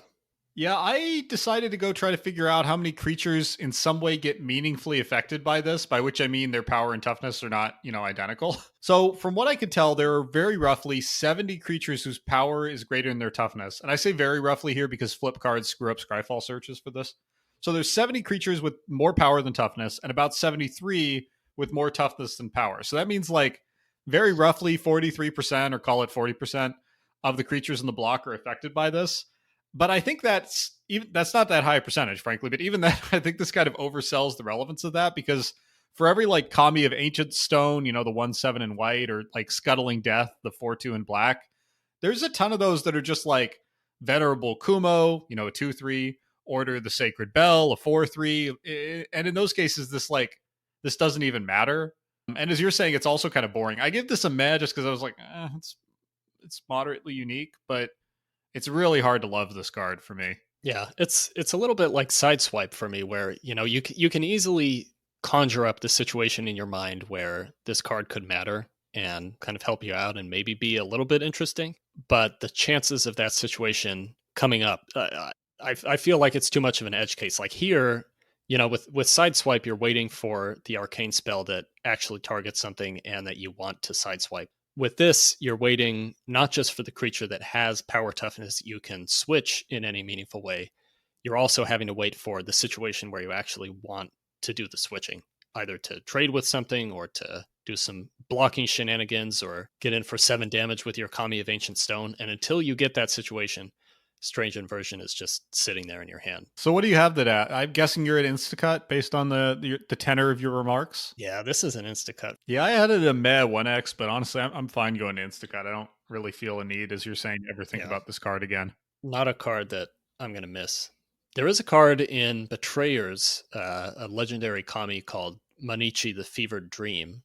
And Manichi does this effect to all creatures as an activated ability for 1R. And that's at least kind of maybe a little bit more interesting, a little bit fun, kind of makes you think about what you could do with that. I mean, at least it's on a creature. This is just a dead card. I actually like this more than Manichi. I always look at Manichi and I go, how would I build a deck around that? But anyway, we can have that conversation when we get to Manichi. Yeah, well, we'll get there. We could start by insta-cutting this thing. All right, let's go to a truly iconic card, Through the Breach. 4R for an instant arcane. Put a creature from your hand into play. That creature has haste. Sacrifice that creature at end of turn. And you could splice it onto arcane for 2RR. All right, so this card, as I said, is iconic. It's seen extensive play in Eternal formats. While it doesn't have much presence in EDH, surprisingly, just 600 decks, it's a cube all-star. It appears in 6,000 cubes, which is like 10.66% of all cubes on Cube Cobra. Typically, it's cheating something like an Eldrazi or something large into play, or that association is so strong that this was eventually reprinted with Emrakul in the art in one of the master sets. So that's the bull case for Through the Breach. I got to admit, I'm a little bit of a bear on it because I feel like its playability depends a lot on how many big creatures hang around. And because we've been cutting the Myojin, who, by the way, don't benefit from this, sadly, because they have to be cast, and many of the other expensive cards, does this actually get you a good deal? I think I'm only excited to go Through the Breach when I'm putting into play, say, a 7+ mana creature. That leaves us with 18 to 20 creatures in total where this might be worth using. So I counted the number of creatures that cost 6 or more. I guess I'm being a little bit more generous to Through the Breach. So I figured it costs 5 mana. If you're cheating something out for 6, then at least you're getting, 1 mana out of that. There are 57 creatures in the block that cost 6 or more. And this does some kind of fun stuff with a decent number of them. You can use this to cheat a dragon out, maybe a dragon of a different color. That's interesting, yeah. And get in for, 5 damage with haste and flying, and then they die, and of course you get the death trigger too. So that's kind of a fun effect, but you're only up 1 mana from that. And down a card. And down a card, unless you splice. But then you're down the other card. Splice it on a lava spike. There's some fun things that could come up. There's no Eldrazi in this set that you're trying to get through the breach. No, that's the thing. The closest thing are the Myojin, in terms of being big, expensive, like bombs, but they don't benefit from it. Is there like a soul shift play here that I'm missing where this is really about like getting, what's that 7 mana thing that soul shifts for 6, getting that thing into play just to get some instant soul shift value? Is that really what this card is here to do? Yeah, I mean, maybe. But that also is asking for a lot of setup and a lot of other cards. You got to get that 7 mana thing. You have to have something worth soul shifting in your graveyard already. So I think it's tricky. It's like a support card that doesn't have enough things to support. Yeah, and the other problem with that is, so in a typical cube environment, this is appearing alongside other cheaty cards, right? This shows up with like Sneak Attack and Oath of Druids and Show and Tell and, a bunch of different ways to cheat something into play. But in our cube, as far as I can think, this is the only thing that does that. And so I don't see how you can like build a 5-color kind of cheaty put things into play. That's doesn't make a lot of sense. I think that's what that's what the archetype's called. I don't know how you can build a 5-color cheaty put things into play deck here, because like you're entirely dependent on Through the Breach. And even if we decided to go like ham and put in 2 or 3 of them, like that still wouldn't really guarantee enough. Like one of these plus a bunch of off-color dragons does not sound like a recipe for success. No. I mean, the dragon parts maybe. That does sound kind of fun though. I think if we did have 2 or 3 of them, what's going to happen the majority of the time is you'll have Through the Breach into your hand. You'll have some card that costs like 3 or 4, and you're going to try to find some reason to put that creature through the breach because you either don't have anything big enough for it or you can't afford to wait to draw 10 more cards to get to a dragon. There's just so much that has to go right, which really hurts because this card is one of the most famous from the whole block. But I kind of feel like inside its own block, it's left out in the cold a little bit. Yeah. Are we edging towards an insta-cut here? I guess so. So I had this as a build around with just 1 copy because I feel like its viability really just depends on how many big creatures we end up having. Like you pointed out, we're cutting a lot of the Myojin. I think we have like Kuro Pitlord in for now, but who knows how long that's going to last. I just don't know how many big enough creatures we're going to have that Through the Breach is really worth it. It's a more interesting and iconic card to try than a lot of the other ones we've seen in red. I can't argue with that. I'm fine trying it. I'm not sure 1 is going to be enough. I feel like we'd want 2. Just to maximize the chance that you'll come across it. If you have 1 of them in your deck, like you'd have to find it. Like, I mean, so what? You could like Arcane Procession for this, but that doesn't really seem that good. There's just not a lot of resources to help you find this card. And like for this to be good, you have to have this card and a creature and potentially something to splice onto so that you're actually getting meaningful value out of it. Like, it's just so much that has to go right. But then even with the splicing, like the only reason you would splice is if you have another creature that you want to do this to. Yeah. Yeah, just getting 1 is kind of a big ask. Maybe we're edging back towards insta-cut here. Yeah, this is tough. Yeah, it's such a cool card. It's just really hard to see where it fits in. Well, I see 2 paths here, Connor. I think we could go with our heads and insta-cut it, or we could go with our hearts and give it like a 1 to 2 build around and see if it can make the grade later on. I feel like we usually go with our hearts on this show. This is really a heart-oriented podcast. I love it. I agree. This is a show for people with hearts. If you don't have a heart, tune out. Tune out now. Turn it off. Okay, 1 or 2 copies, Connor. I guess 2. Okay. All right. Here we go. 2 copies. Through the Breach. Love it. Next up, we've got Tide of War. 4 RR for an enchantment. Whenever 1 or more creatures blocks, flip a coin. If you win the flip, the defending player sacrifices all blocking creatures. Otherwise, the attacking player sacrifices the blocked creatures. That's not the Oracle text. I don't have the Oracle text up, but it's a bit different from that because this card is kind of confusing. Basically, whenever blocking happens, you flip a coin and you call it. If you win, all blocking creatures die. Hold on. Is that right? Am I even understanding I mean, this the right? win-lose doesn't matter here. Basically, a coin gets flipped, and either all the blocking creatures die, or all the attacking, Or the blocked all creatures the die. blocked Yes. creatures All die. the, Yes. yes. All of the blocked attacking creatures die, but not the ones that aren't blocked. Right. Yes. Okay. All right. All right. Okay, that was more energy than I wanted to spend on this card. Yeah, I was just going to say that same thing. I do not want a 6 mana coin flip. This might be, I think this is very close to being my least favorite card in the entire block. I hate it more than Shimatsu. I hate it more than all the cards and saviors that we're going to have to talk about coming up later. Like, to me, this card is just so boring in what it's trying to do. Like, it doesn't seem like it creates fun, interesting situations.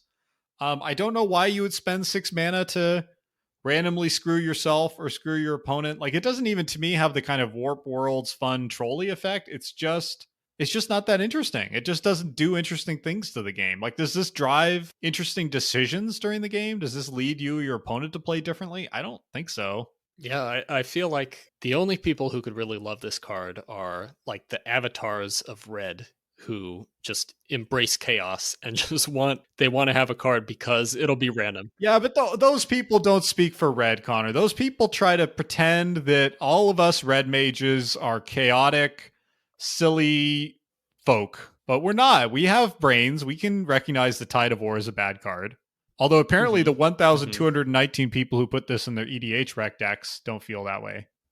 Now, what do you think's going on there? Let's go look. I think it looks like it's basically played with two types of cards. It's played with the coin flippy pair of Zendersplit and Okaun, who are coin flip commanders, along with Yusri, Fortune's Flame, also a coin flippy commander, and Rakdos, the showstopper, coin flippy commander.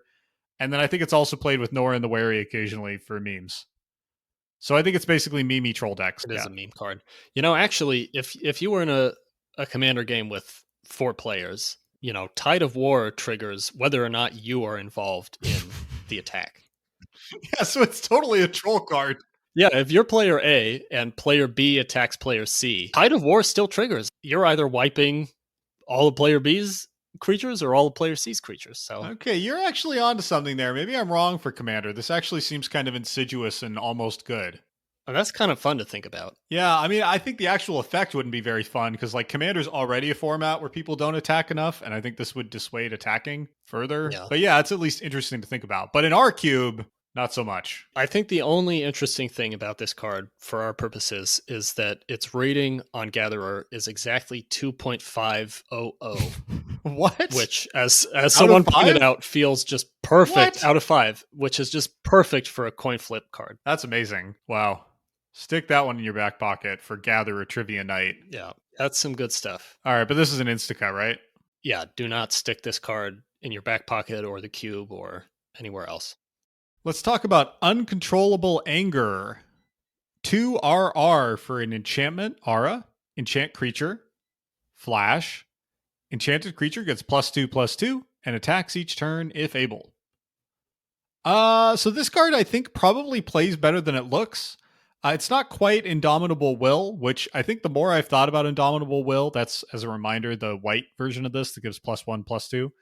And doesn't have the attack each turn fable thing. The more I think about that card, the more I think it's good. +2/+2 is pretty good. It's pretty big game. Like, you put this on a Nezumi Cutthroat or a Nezumi Ronin, you're smashing in for a lot of damage. And I suspect this does more than it looks like. Well, kind of being boring, but I think it's pretty good. Good but boring. Yeah, that's kind of how I felt about it. My first thought was just boring. Does cost 1 more than Indomitable Will.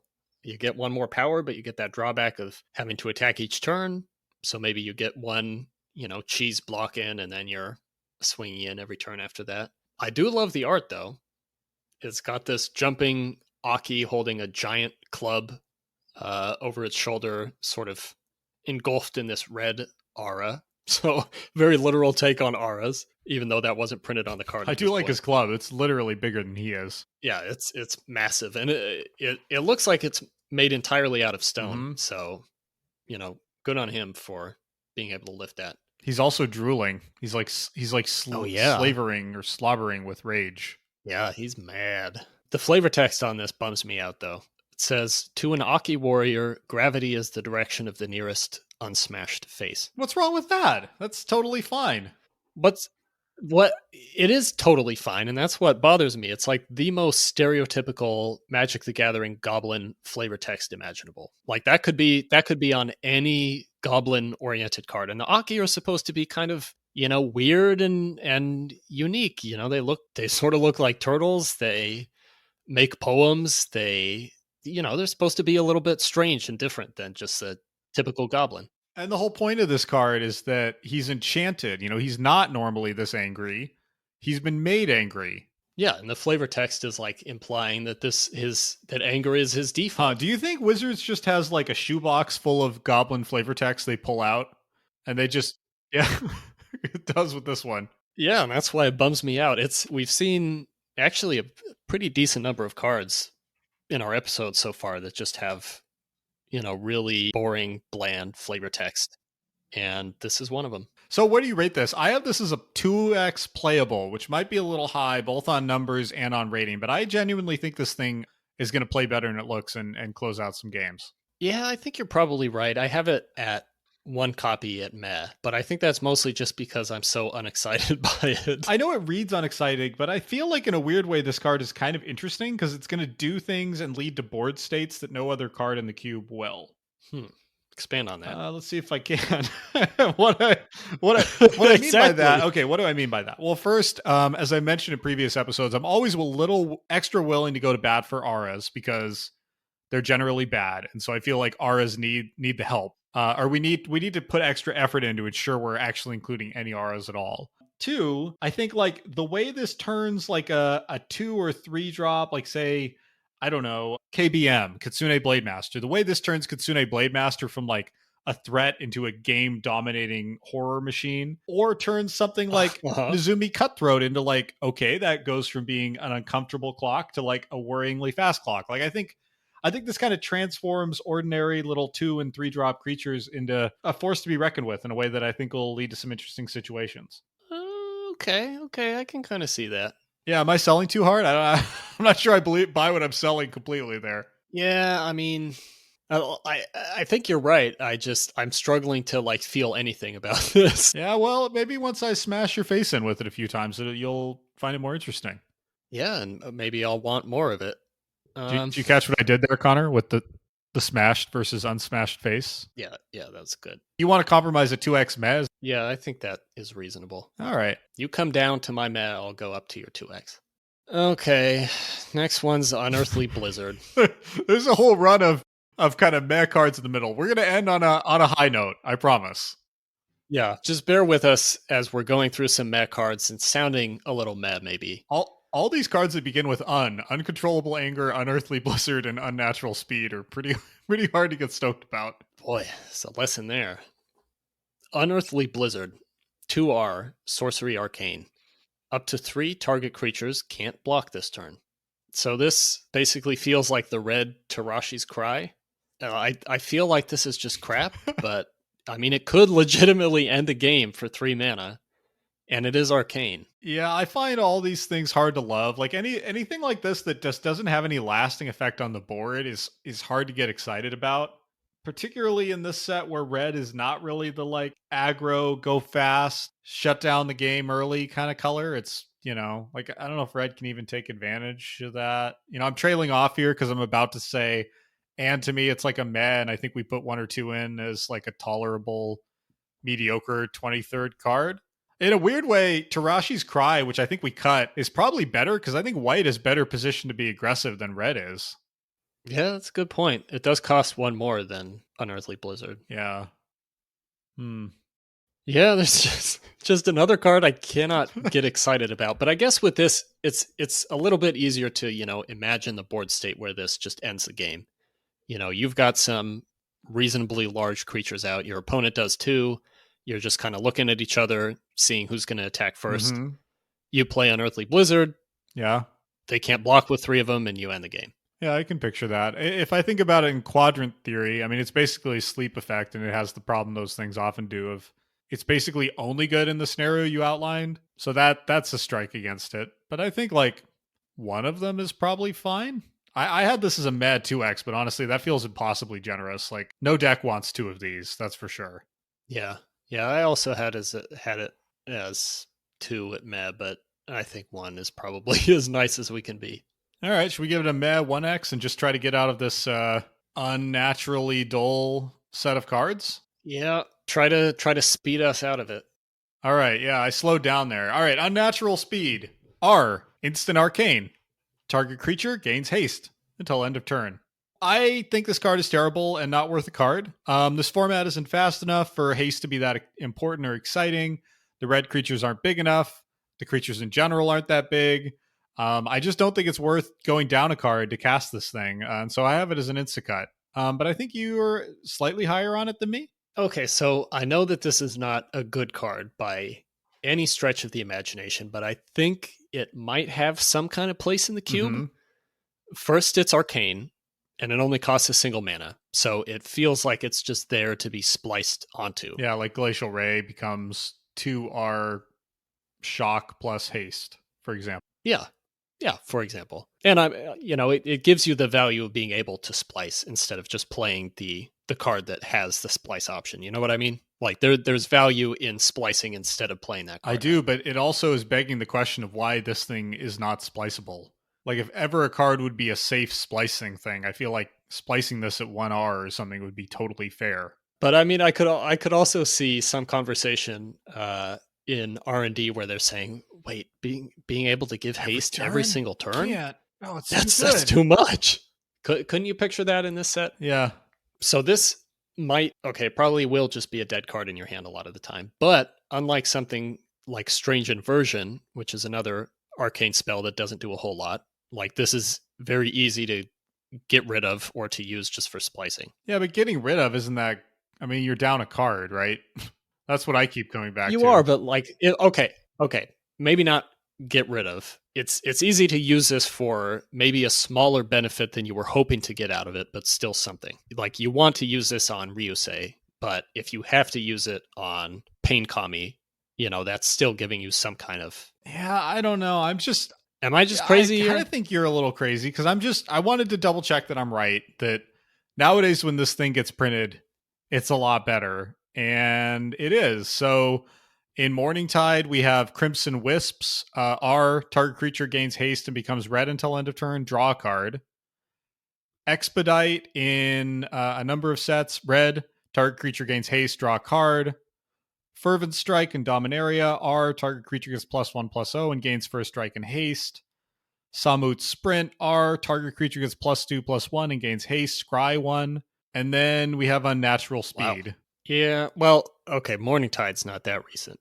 That's what I'm saying. The whole spread of Magic's history, there's 5 of these effects, and this is the only one that doesn't either get you a card, scry, or like tack on multiple other things. Yeah, that's true. I think the reason I gave this a meh initially with 2 copies is that I'm just a little bit afraid of, like a little extra afraid of cutting arcane spells, because I worry that there's not going to be enough to splice onto. I know. I share that fear, and I think that's legit fear. I'm not sure this is the way to play the card to solve that with, but I'm fine if you want to throw like 1 or 2 of them in. I'm fine with that. But I mean, at the same time, I don't want to be too generous to cards that just suck, because like this card does suck. It sucks pretty hard. I'm not gonna deny that. It sucks pretty hard. While you stew on that, I'm looking at all the red 1 mana instants that give haste in the history of Magic. And there's 8, and I just want you to look at the art for Fever Charm from Onslaught, which I've never seen until now, and it's one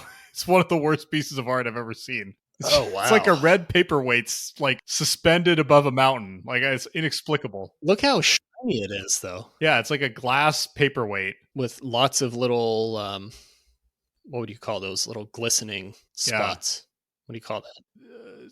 Shiny spots. Sparkle shiny spots. What are those? It's got a lot of shiny, a lot of sparkle spots on it. I know, right? It's like a highlight, but it's extra shiny. I don't know. I'm just not sure this thing is any good, honestly.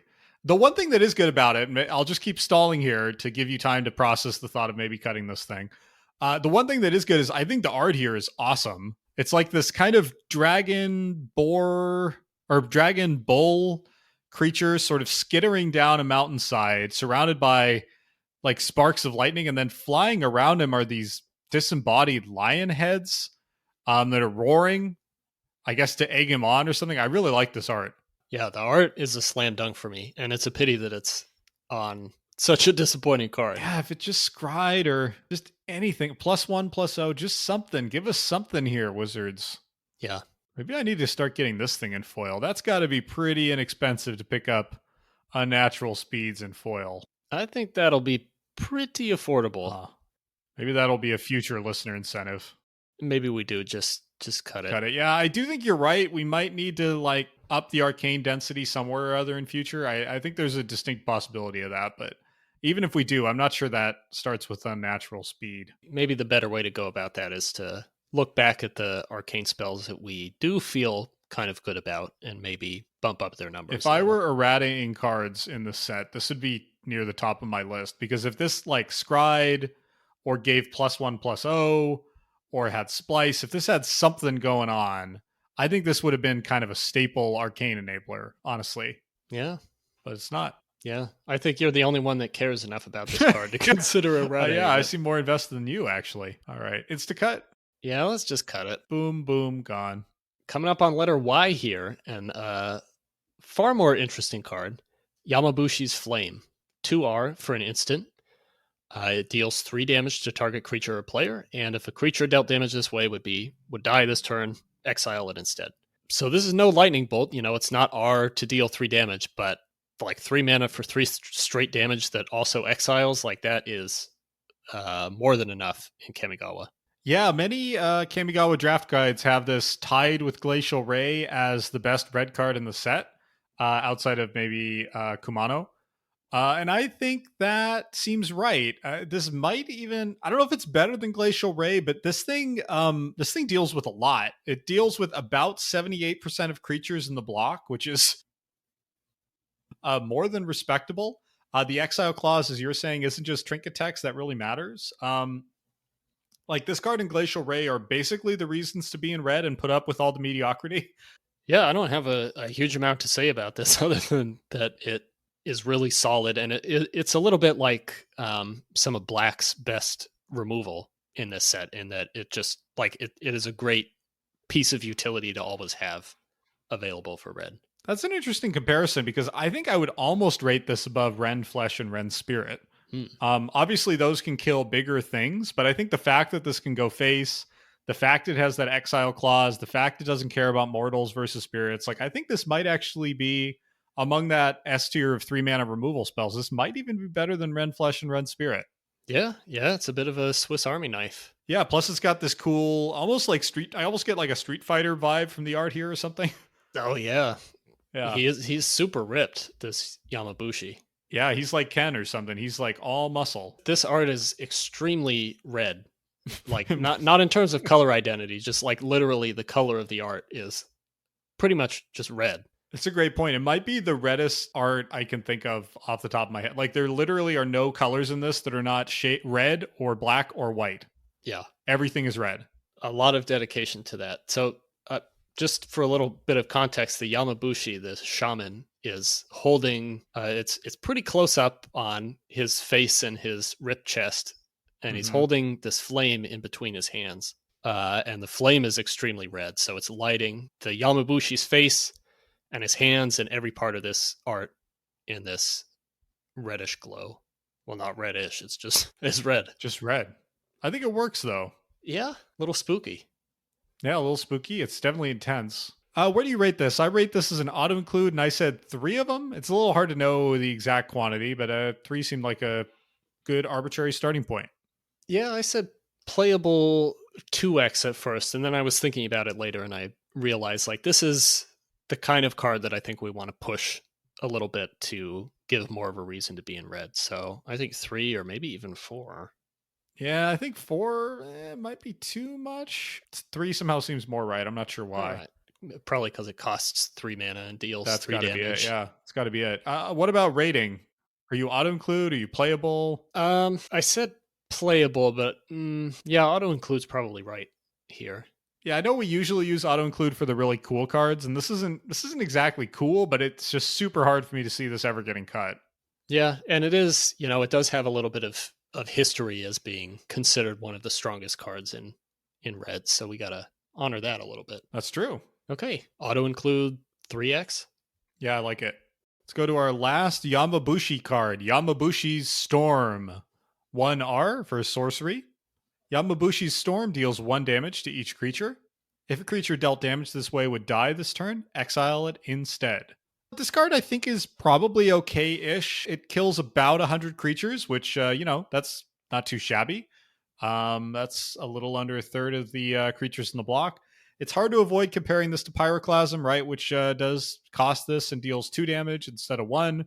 And it's also hard to ignore the fact that, like, in red, your creatures are bad. And so I feel like you're almost disproportionately affected by this thing. Yeah. I don't know. Maybe the real fit here is like that creature light red Earthshaker deck we keep like starting to concoct in our mind. Yeah, I think so. This fits perfectly into that Earthshaker, maybe Ryusei, maybe Soul of Magma, except we cut that deck. I like the idea of having this more mid-rangey red deck with some fairly large creatures that can, that don't care about a Yamabushi Storm and can live through it, and just wiping out all of the Soratami and Nezumi with their 1 toughness. Unfortunately, most of the Aki, but you probably don't have them in this deck anyway. And there are enough, X1s in Kamigawa, like 97 of them, to make a card like this worth picking up, even if you're not in that Earthshaker kind of deck. You got to hand it to Wizards. They did a good job in this, tuning power just low enough that you go, I guess it could be included.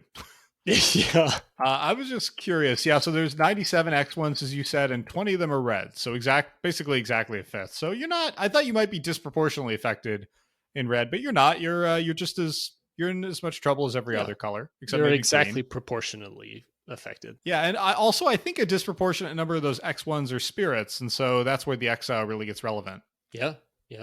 Spirits, and as you say, Moonfolk. This really just dunks on the Moonfolk. Yeah. Unfortunately, it also dunks on Ben, Aki Lava Runner, and Aki Underminer are 3 4-mana 1/1s from last well, we cut episode. basically all those, right? Yeah. I mean, they won't have to worry about the storm because they're not at this party, but it's a little sad to think about just how easily they go down. I see your note wishing this was arcane, and this is another one of these where it's like, I know there's flavor reasons it's not, but this would play so much better if it were an arcane spell. It would. Imagine playing this with your Earthshaker out and triggering the Earthshaker off of this. It's just could have been so much more fun. Yeah, that's where you do wish they'd been a little less enthralled to the flavor mechanical tie-ups here and just said, okay, let's just not make it Yamabushi related. Let's make it an arcane storm, and that would have been fine. No one would have mourned the fact that it didn't name check the Yamabushi. Yeah, it is kind of a cool thing though that this effect of exiling creatures pretty much appears on every single red shaman themed card. We've got the Yamabushi Storm and Flame, Kumano, Frost Wielder, Kumano's Pupils. They all share this effect. So that is kind of a cool thing, tying them all together and pushing a little bit of that flavor. Not that it's all that interesting. Do you think they should keyword that as Yamabushi? Like in future, any card that exiles things that are about to die would just say Yamabushi on it instead? It just says Yamabushi? Yeah, it would just say Yamabushi in the text box with no reminder text. I'm into that. It's a little bit like putting the Japanese names under under each card name. It would help people's literacy with this block and therefore help them understand our cube more intuitively. Right. That way when they see a card with Yamabushi in the title, they don't even have to read it. Or at least not the last 4 lines of text. Mark Rosewater, I know you're listening. Answer my emails. Okay. Where do you rate this? I have it as like a meh 2x. I'm just not that high on this thing in terms of its actual damage potential, but I do think it's okay. Yeah, I also want 2 copies. I had it playable because I think there are enough X1s that you can get rid of with this. But I guess a lot of the time you're having to think about getting rid of your own X1s also. So maybe meh is right because it's sort of, it's a very balanced card. So you can't quite go up to playable. I'm fine with 2x meh. Okay, let's go with that. All right, you want to end us on a high note here? Yeah, let's close it out with Zozu the Punisher. 1 RR for a 2/2 legendary goblin warrior. Whenever a land comes into play, Zozu deals 2 damage to that land's controller. So first off, the thing that surprised me most about Zozu, looking back at him after all these years, is that he's a goblin warrior. Doesn't really fit in with what he does or most of the other Aki.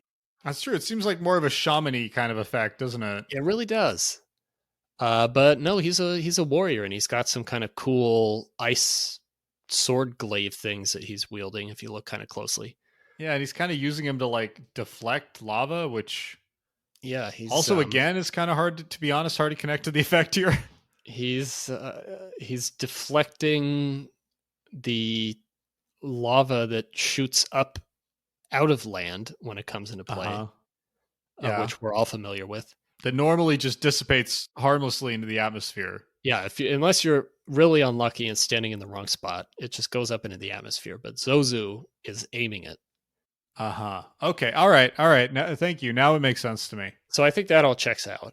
Okay, got it. Zozu commands 572 dex. That's not too shabby, Zozu. Look at you. It's not bad for this set. Just getting in there. Yeah, it's about 100 more dex than Hirobi, 150 fewer decks than 8.5 Tails. So he's up there. He's a contender.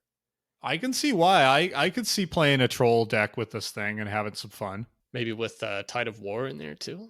Maybe not. You will not find Austin anywhere near a coin flip. No. No. I like going harder on my trolling. I like to go all the way and just punish people for playing lands. None of this supposed fairness or something. Although Zozu also, I suppose, pretends to be fair, even if he's not. I mean, I think the problem with him in Kamigawa Limited is that he kind of is. There are not that many ways to capitalize on this damage or to be aggressive enough that your opponent is more worried about losing this life than you are. Yeah, it's that challenge we keep running into with red. I think it's good you pointed out that the problem here is the lack of support for aggro, not the lack of support for general land hate. Because I think reading this as it reads like it's a land hate card, but it's really not. I think of this more like a sulfuric vortex on legs that's a little more unreliable.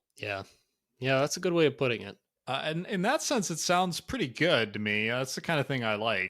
It's like 4 things I like at that point. I mean, I definitely want to have him in. He's an auto-include for me. So almost all the legends have been 1X, except for Isamaru, who we went, I think it was in our early days, heady days. We just threw a million of those in there. Mm-hmm. Other than that, we've been very disciplined of 1X of each legend. I almost wonder about 2X of Zozu. Because I feel like having a couple of these starts to enable that red aggro deck a little more. Yeah, you might be onto something there. I feel like we've been in a little bit of a 1X legendary rut since at least since the brothers Yamazaki. Yeah, I think there's some reason to do that, because I think it for the drafter's perspective, it's just like, yep, all the legends are 1X. It makes the draft a little bit easier to navigate. But I'm willing to play with that a little bit and see what it's like to have 2 Zozus kicking around. And I do kind of like the idea of having this in as having a couple copies of this as something that gives even a little more of a nudge into red, especially aggressive red.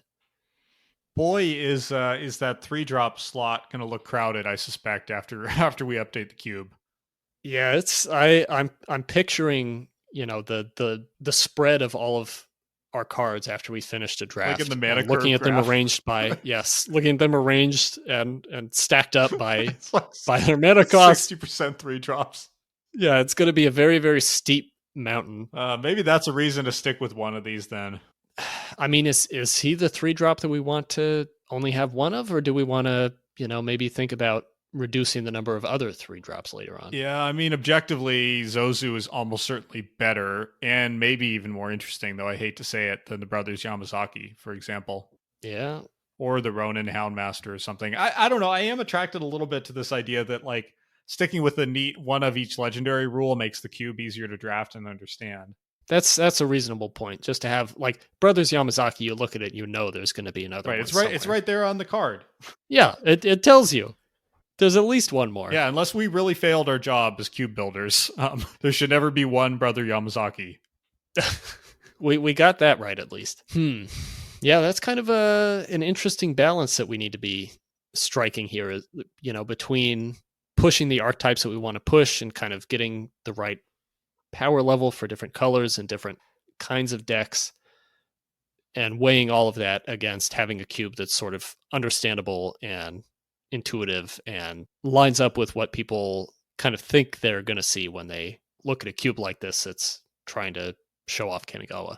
Yeah, it's kind of a funny consequence of all the rare creatures in the set being legendary, right? Is like, you could totally see another set in which Zozu is not legendary, right? It's just discard as a 3-drop. And I think that'd be pretty solid little aggro threat. But he's legendary because they had this ironclad rule. And Zozu is being punished for it. Oh. Okay, so we agree on auto-include, I think, right? I said playable, but I can't be that cold to Zozu. He should be an auto-include. Yeah. So then it's just, do we stick with the 1x rule for now? I think we should.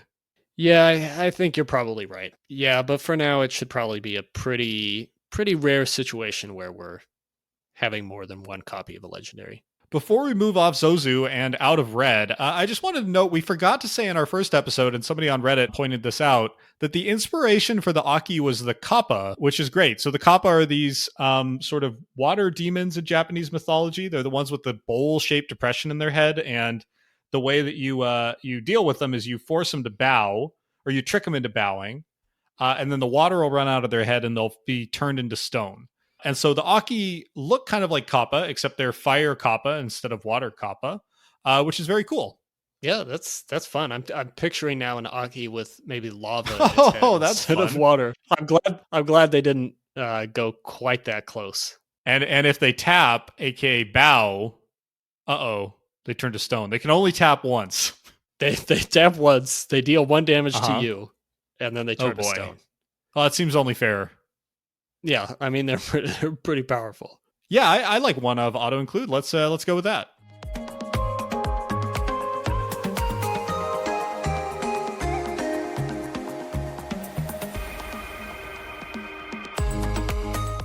Well, Connor, I think that was just a fantastic episode. I really enjoyed talking about all the red cards with you, from the highs like Zozu the Punisher down to, some real lows like Tide of War. But yeah, I had a lot of fun. Do you think it's time to end the episode, or should we keep going? Well, I think we need to flip a coin to find out. Oh, I like that a lot. Okay, I actually happen to have a $50 sitting on my desk right here. So go ahead and call it in the air, Connor. Here we go. All right. Heads. Tails. The coin says no. We got to press on. Okay. All right. So if you have feedback, thoughts, or memories to share about any of the cards or topics today, or just about any of the Champions of Kamigawa cards we haven't talked about yet, you can always email us at clockspinningpodcast@gmail.com, or even better, comment on Reddit and let us know. You can also follow along with the cube as we evolve it on Cube Cobra. Just check out clockspinning.com for links. Next week, we'll be jumping into green and reviewing the first 25 green cards. So in particular, if you've ever played with those cards, if you have any fond memories, share them with us. We'd really love to pass on your wisdom and insights to other listeners. Until next time, though, I'm Austin. And I'm Connor. Thanks for listening. Okay, all right, let me flip another coin here. Heads, we end the episode.